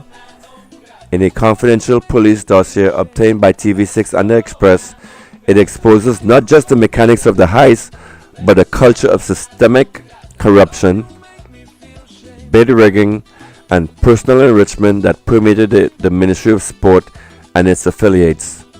This $8 million scheme was a subset of a larger $440 million Lifesport ripoff, as detailed in a companion piece. But the article zooms in on the technology component fraud, portraying it as a desperate gang-like conspiracy triggered by the disappearance of a key contractor, which was the... Where's this picture? Adolphus Daniel. This guy right here. So after he disappeared, the UNC government had $8 million to play around with, and they had to figure out how to distribute this to the people. So Lifesport budgeted at $440,666,381 and approved by cabinet, aimed to stay at risk youth towards sports and skill training to curb crime. Instead, it became a vehicle for graft, with orders later revealing procurement breaches, equipment theft, supplier fraud. The program's abrupt shutdown in July 2014 by then Prime Minister Kamla Persad-Bissessar followed explosive media expose and a Central Audit Committee report, but criminal prosecutions have lagged, a point of ongoing frustration in public discourse. The article's narrative, laced with Marchand's vivid quotes, example, "We weren't seeing Daniel, so we thought he had gone," reads like a crime thriller, highlighting how officials mimicked gang practices to evade detection. No emails, backdoor meetings with doors ajar for plausible deniability, and cash-stuffed brown envelopes. The core scheme, mechanics, a masterclass in bureaucratic theft. The $8 million was earmarked for a technology upgrade in Lifesports literacy and numeracy modules, but after contractor Adolphus Daniel vanished, after threats, like I told you guys at the stadium where the Rasta City went and gun-butt him and asked him where the fuck my money is. So then he came back and pulled a gun and put the gun in Ruth Marchand's face and threatened her and asked her if she was the one who went and snitched to Rasta City on why they're not getting their money. So after he pulled the gun on Ruth Marchand's face, he disappeared. Alright? So anyway, going on reading this thing. This is not the article, but this is like a summary of the article by Grok, where I asked Grok to tell me some names of some people. Bid rigging and ghost companies. 6 shop. You hear that? So one of the ways one of these 8 people figured out how to steal money from you was they would take the money that was allocated, the $8 million, they would form a company and then allocate that money to the company. So that's what it says right here. So some measure just did before were deployed as fronts, often using family or associates. Quotes were fabricated to ensure the lowest bidder, a ringer, won, with 10% commissions retained by fronts and 90% kickback in cash. Wow. Invoices passed by Central Tenders Board using automated clearinghouse payments and internal memos for sub $1 million releases. So what that basically means is for bills under $1 million, it was automatically just paid by the clearinghouse. Is let's say you're a contractor.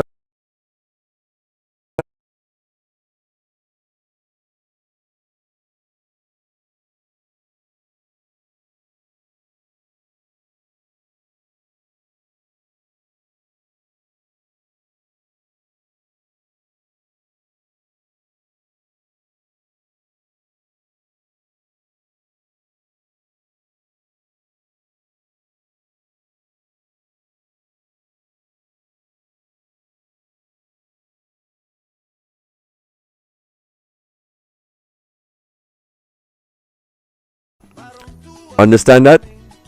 That is where the kickback is. So the politician gives a contractor $1 million. The contractor does nothing, takes $100,000 just for accepting the contract and putting their company at risk or to being exposed or whatever. Then the contractor, forgetting that contract, then gives the politician $900,000. That is the kickback. Okay, bid rigging is something else. So let's supposed to do is it's supposed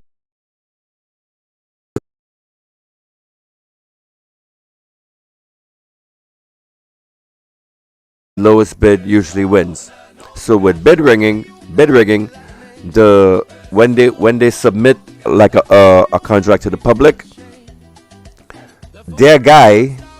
So when everybody submits their bids or whatever, and let's say the lowest bid from the bid submitted was $10 million, the politician would then go back to their guy and say, hey, the lowest bid is $10 million. Why don't you submit a bid for $9 million? So then the dirty contractor then submits that bid for $90 million and he wins it. That is bid rigging. So bid rigging, ghost companies, all of this was happening in the Lifesport scandal. Who the frontman for was Anil Roberts. So he took the blame, he took the heat for all of the other members. So everybody gives him a pass. So when he do stupid shit like, I don't know, crash his car and kill somebody, oh, you get a pass. It's okay, cool. We didn't see that. Or stall the investigation for 10 years, and when the family get tired, they go their way or whatever. It just happened. It's happened. You know, they're just a poor simple man. What can they do, right? So they will stall and delay the investigation, and justice is not served onto the people. Evasion tactics. Let me just double check this to see. I'm showing you that. So evasion tactics. Approvals were siloed among a core group to judge auditors. An attempt to scapegoat Winston Cooper, Lifesport director, by forcing his sign-off on invoices failed when he refused, costing him his contract renewal. Funds were laundered via condos, example Marchand's share, funneled through a sole property to a colleague's daughter, and personal splurges like weddings and boats.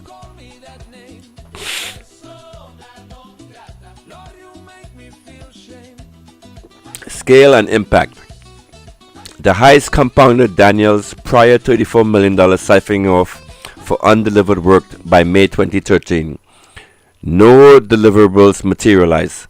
Pure ghost construction, meaning Marchand got $8 million to provide tutorial services for the youth of Trinidad and Tobago. Like he was supposed to do tutorials, training on maths and English and all this stuff. He was the one that was contracted to provide these services for these centers. He took the money and never provided anything. And Adolphus Daniel, his company, was incorporated by Anil Roberts' father. But Anil don't know nothing.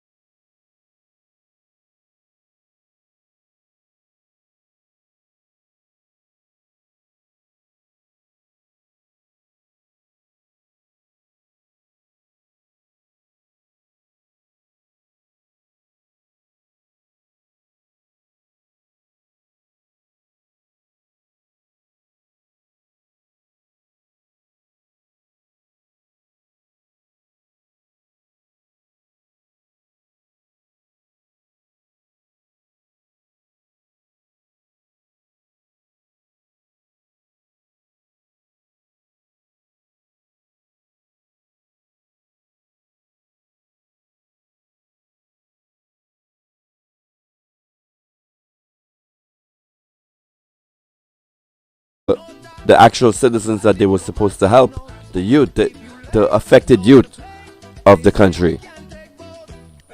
Exploiting procurement.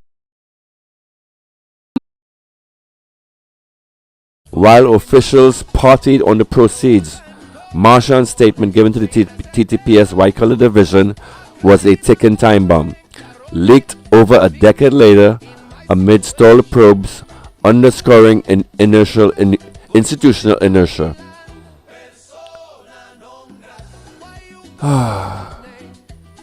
Lifesports collapse, it wasn't isolated.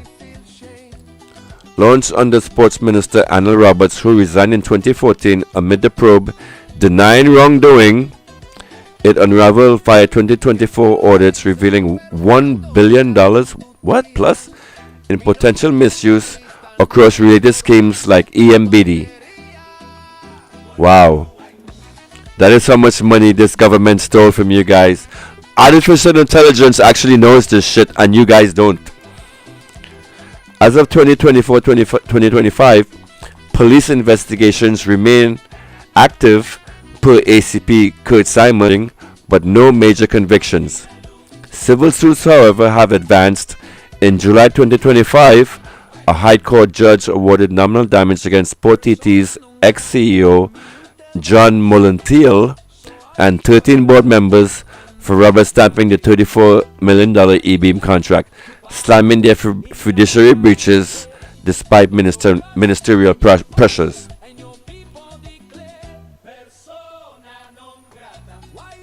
So you heard that?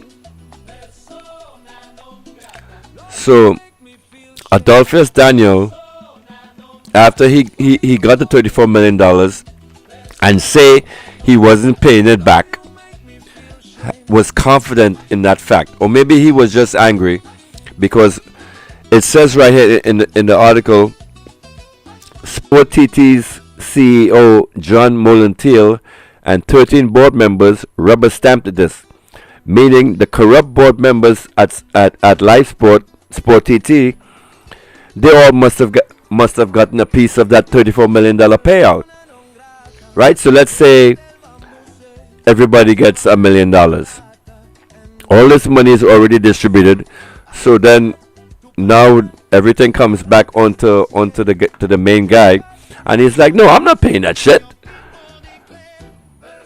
That's what I think happened. That's why he was so cocky, and it's like, that money, I'm not giving it back.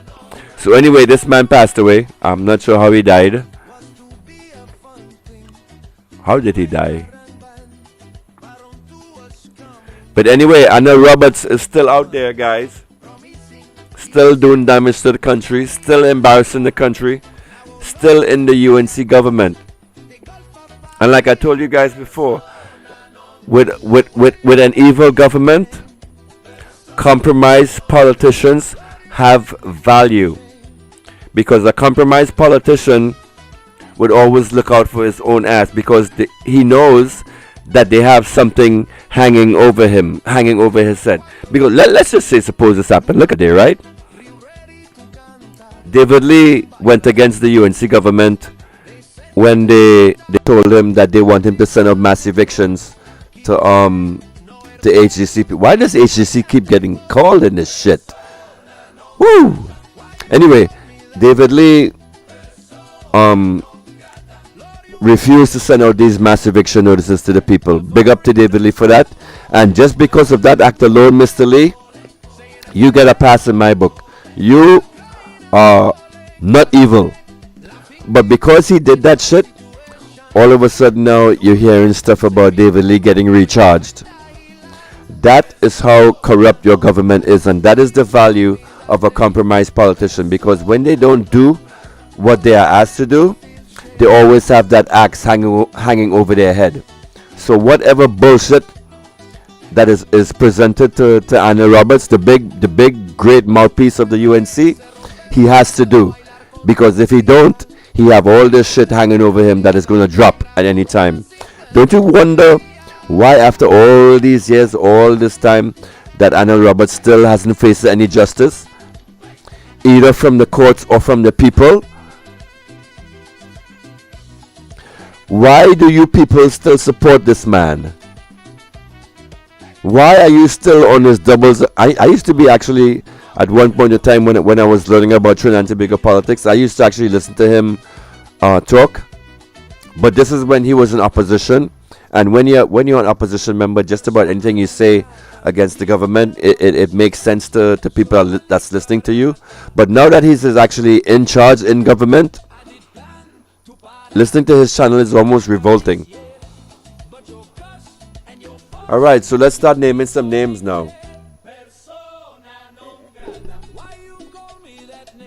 Because I'm getting vexed. Public, and this is not me saying this, people. This is just me reading from public documents, okay? Don't come sue me. Okay? Don't sue me.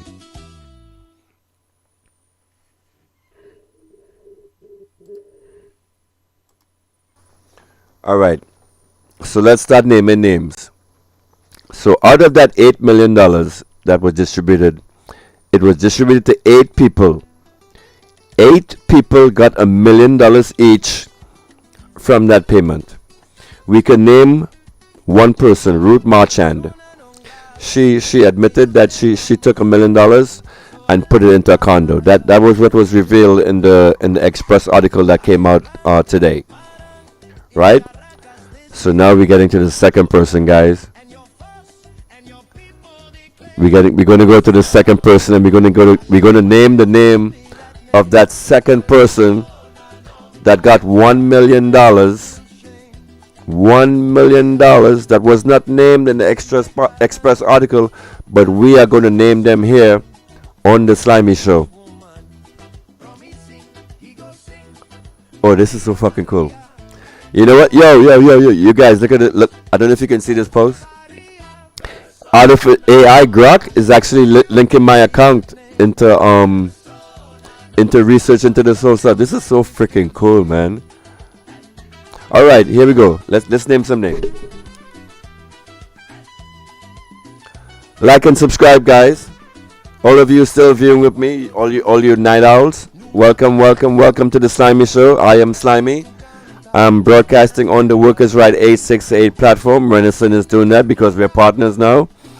Like and follow me at the Slimy Show on YouTube if you want to get updated content from me, because I'm going to start doing that now. Content will be posted on my site before it's posted on the Workers' Right platform. So we're broadcasting on 5 platforms. Like and share this video to your friends. I'm losing my voice now. All right, let's wrap up. This article anonymizes most publishers. Example: senior government official, senior Lifesport official, to shield ongoing probes. But Marchand's statement names in the leaked dossier, redacted in publication for legal reasons.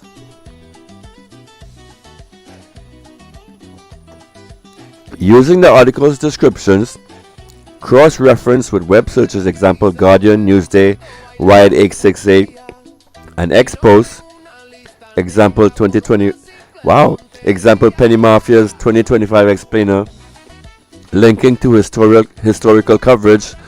I've identified key figures.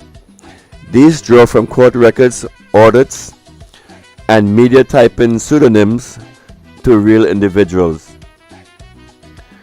Roles span enablers, beneficiaries, and whistleblowers.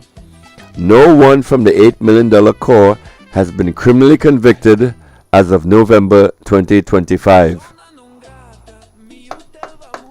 Alright, so the first person named was Adolphus Daniel. We already know him. He was the primary contractor and beneficiary. So he pocketed $34 million for undelivered tech literacy work by May 2013. He demanded $8 million more, threatened Ruth Marchand at her office and the Hasty Crawford Stadium meeting, prompting the heist.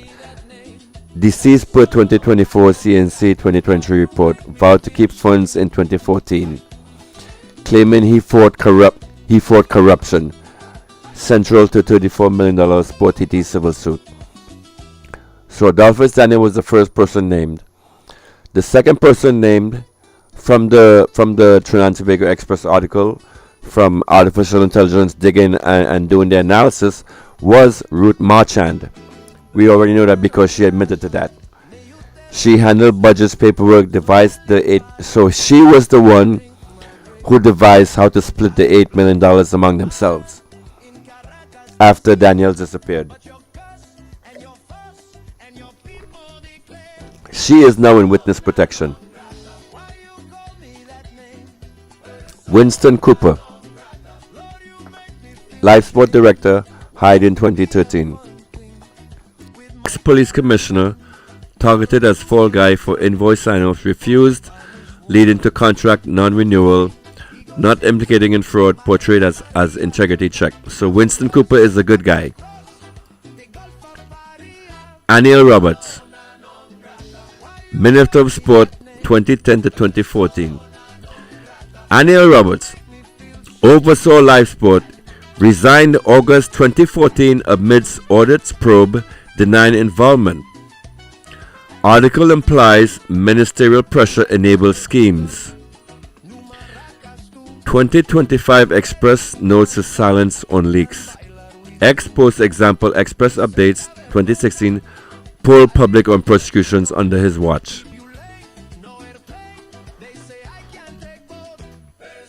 It named also John Molentiel,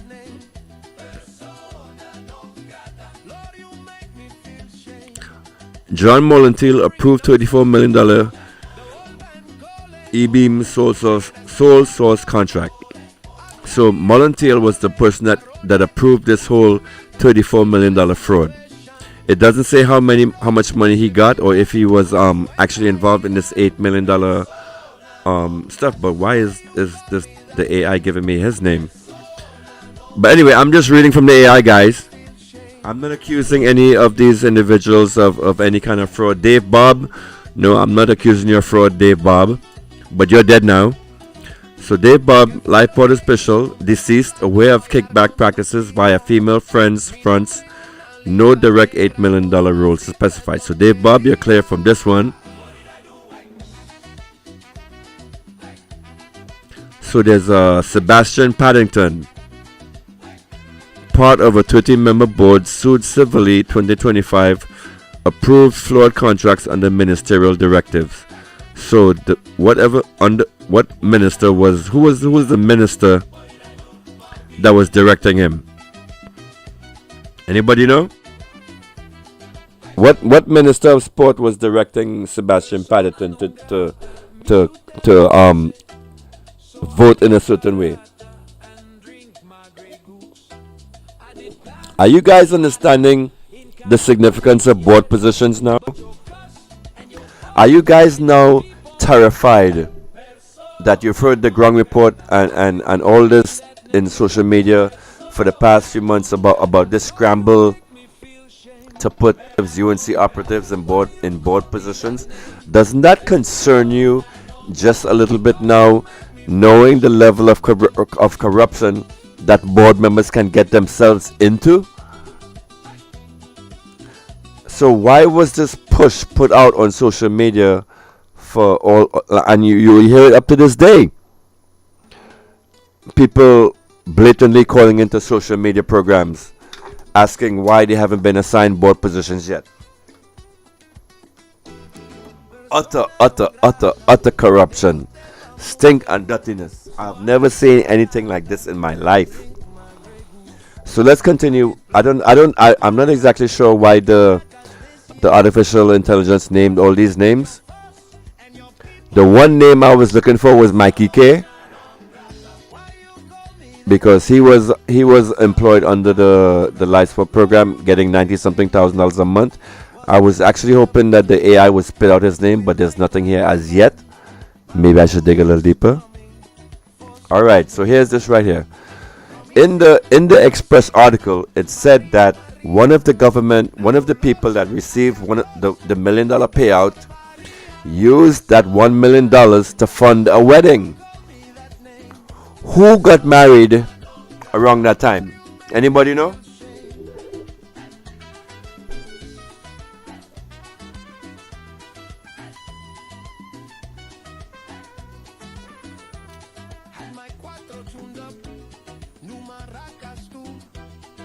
Ready to cantar and bailar with you. They send a ver nota, a diplomatic note. Keep you late, no airplane. They say I can't take both. Persona non grata. Why you call me that name? Only the name is Anil Roberts. That's it. That's the whole reveal. Anil Roberts was the man that received the $1 million from the Lifesports scandal out of the whole $8 million. It was Anil. All right. That's the big reveal. It was Anil. Anil got the money, guys. Notes on anonymized figures.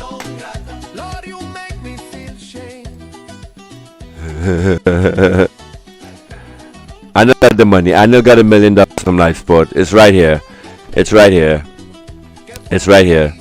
The article's senior government official, funded by $1 million, aligns with Anil Roberts' late 2013 marriage.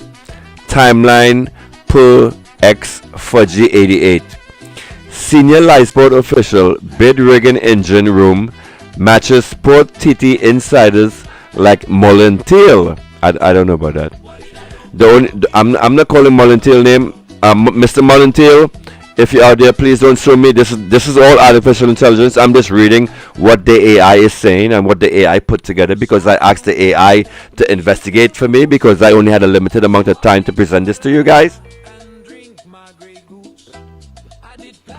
Now my pregnant girlfriend is saying she wants to go home. She wants a cab home because I'm talking too loud. all right, baby. Just relax. I'll bring my voice down, okay? So I'm not calling Mullenteer's name, but I am calling Anil Roberts' name for the senior government official that received this $1 million from the $8 million split, as exposed in this Trinidad and Tobago Express article.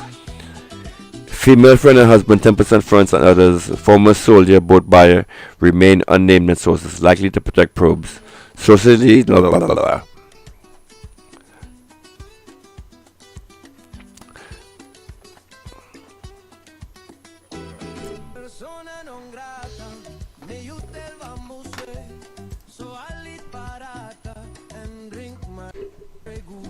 Guys, this heist wasn't victimless.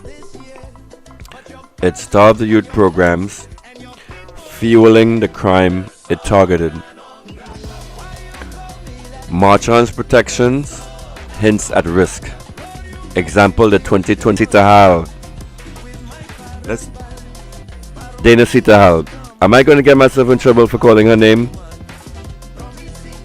Well, anyway, guys, with this whole big bacchanal that's going on, it wasn't just money that they stole. They actually allegedly killed somebody over this nonsense.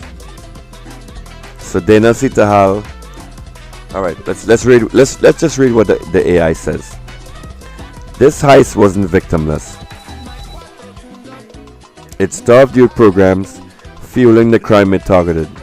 March-ons protection hints at risk. Example, the 2014 Sitahal killing. 2025 Ramratan murder probes with investigation shelved per 2025. Despite 1 billion plus in losses, the leak reveals calls for justice. Politically, it stains the UNC legacies while PNM faces inaction critiques.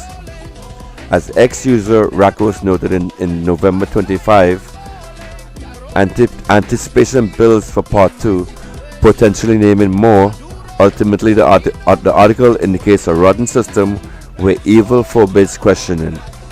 Poor Penny Mafia, demanding reforms in procurement and whistleblower safeguards. Where did AI get this from? Because I don't remember saying any of this in my article. But this is so cool that Grog actually picked up my name to reference in this whole thing. That's cool. So this data here, right here, I used, and I asked Grog to make an organizational chart for me.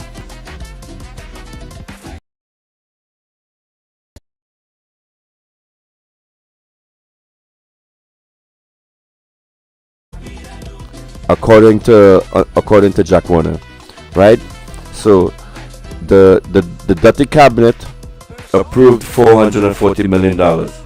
God knows how many of those cabinet members set up front corporations to actually gain money from all this. This is one of the most dirtiest evil scams I've ever seen in my life. And this happened in my country. Woof.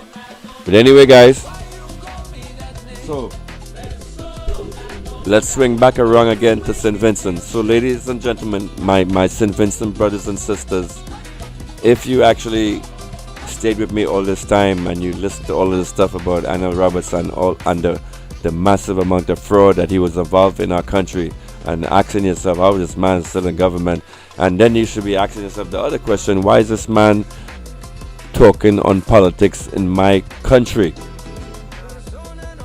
So any party that Anil or whatever supports, you go against them. Like I told you guys before, I don't know much about the politics in St Vincent. I don't know anything about the politics in St Vincent, but I do know your leader has been a vanguard for CARICOM, and he's not part of the Trini crew that is actually trying to destroy CARICOM. So my people in St Vincent, stay strong.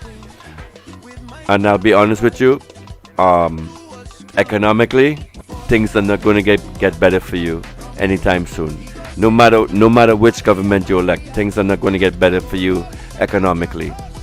I know everyone out there in the Caribbean has hard times, especially now with everything that's going on in the Caribbean. But what you need right now is stability.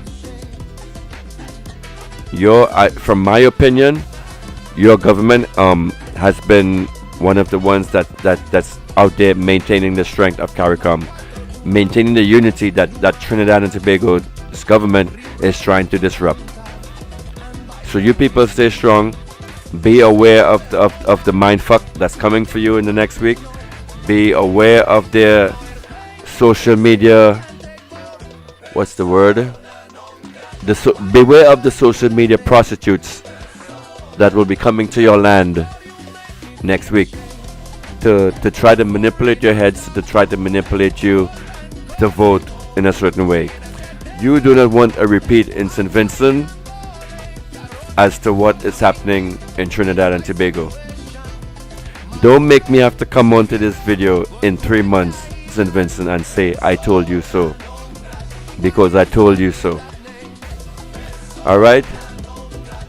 And that's it for me tonight. I am tired. I want to go to sleep. So let's end this stream. So guys, thank you for coming on tonight. Thank you for viewing me.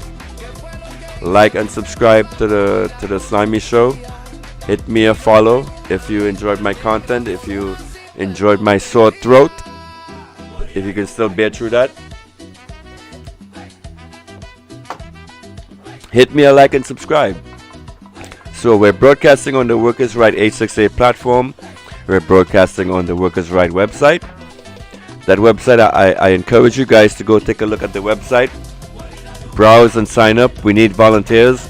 We want to turn this Workers' Right 868 platform into a 24-hour news channel. So we're looking for patriots. If you're a patriot, if you think you can deliver news, if you think you can take pressure, volunteer for the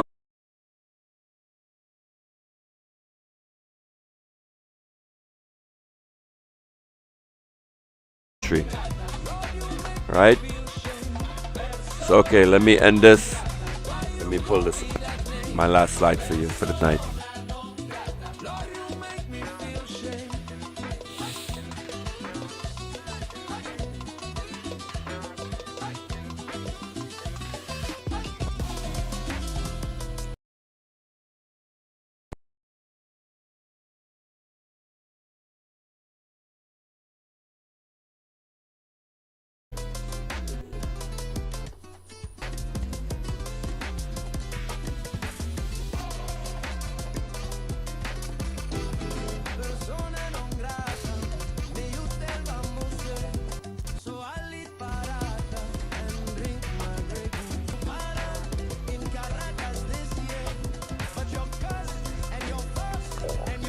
Wow. I have 345 slides.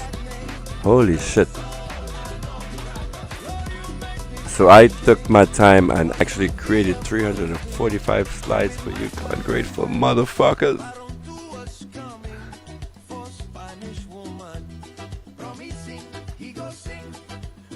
Alright, this is the last one.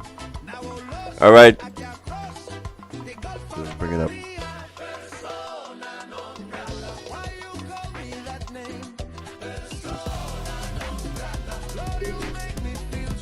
So guys, thank you. So I appreciate you actually taking the time out of your night to to join me and to learn and to become a smarter Trinidadian. Let's start uplifting. Let's start improving the way we look on the international stage. Let's improve the way we conduct ourselves in the chat groups. Let's be more intelligent. Let's be more analytical. Let's be more skeptical of our government. So with that, you guys, I love you. I'll try to come back tomorrow, but I don't know if I can. Like I said, I do this out of actually fear, I would say, because what is actually happening in Trinidad is scaring the shit out of me. You know, looking at you guys, the thought of actually Trinidad getting destroyed really scares and terrifies me. It keeps me up at night. And it's amazing how you guys don't feel the same fear that I do. And you guys live down there.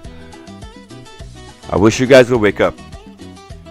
Your government is evil. It's not for you. It's never been for you. And it's time to wake up to the world that's been pulled over your eyes. So once again, good night, Trinidad and Tobago. Thank you for viewing. And I would like to end the show with this glorious message by another fellow like-minded journalist, Richard Medhurst. Fuck Israel all day, every day. Fuck Israel till my last breath. Fuck Israel till I'm in jail or I get shot. Fuck Israel. Fuck Zionism. Fuck you and fuck Israel all day, every day. Fuck Israel till my last breath. All day, every day. Fuck Israel till my last breath. Every day. Fuck Israel till my last breath. Every day. Fuck Israel till my last breath. Fuck Israel till I'm in jail or I get shot. Fuck Israel. Fuck Zionism. Fuck you and fuck you. Fuck Israel. That's it, man. Fuck you. You colonial fucking settlers. Go fuck off back wherever you came from. You murdering psychopath colonizer motherfuckers. Fuck you.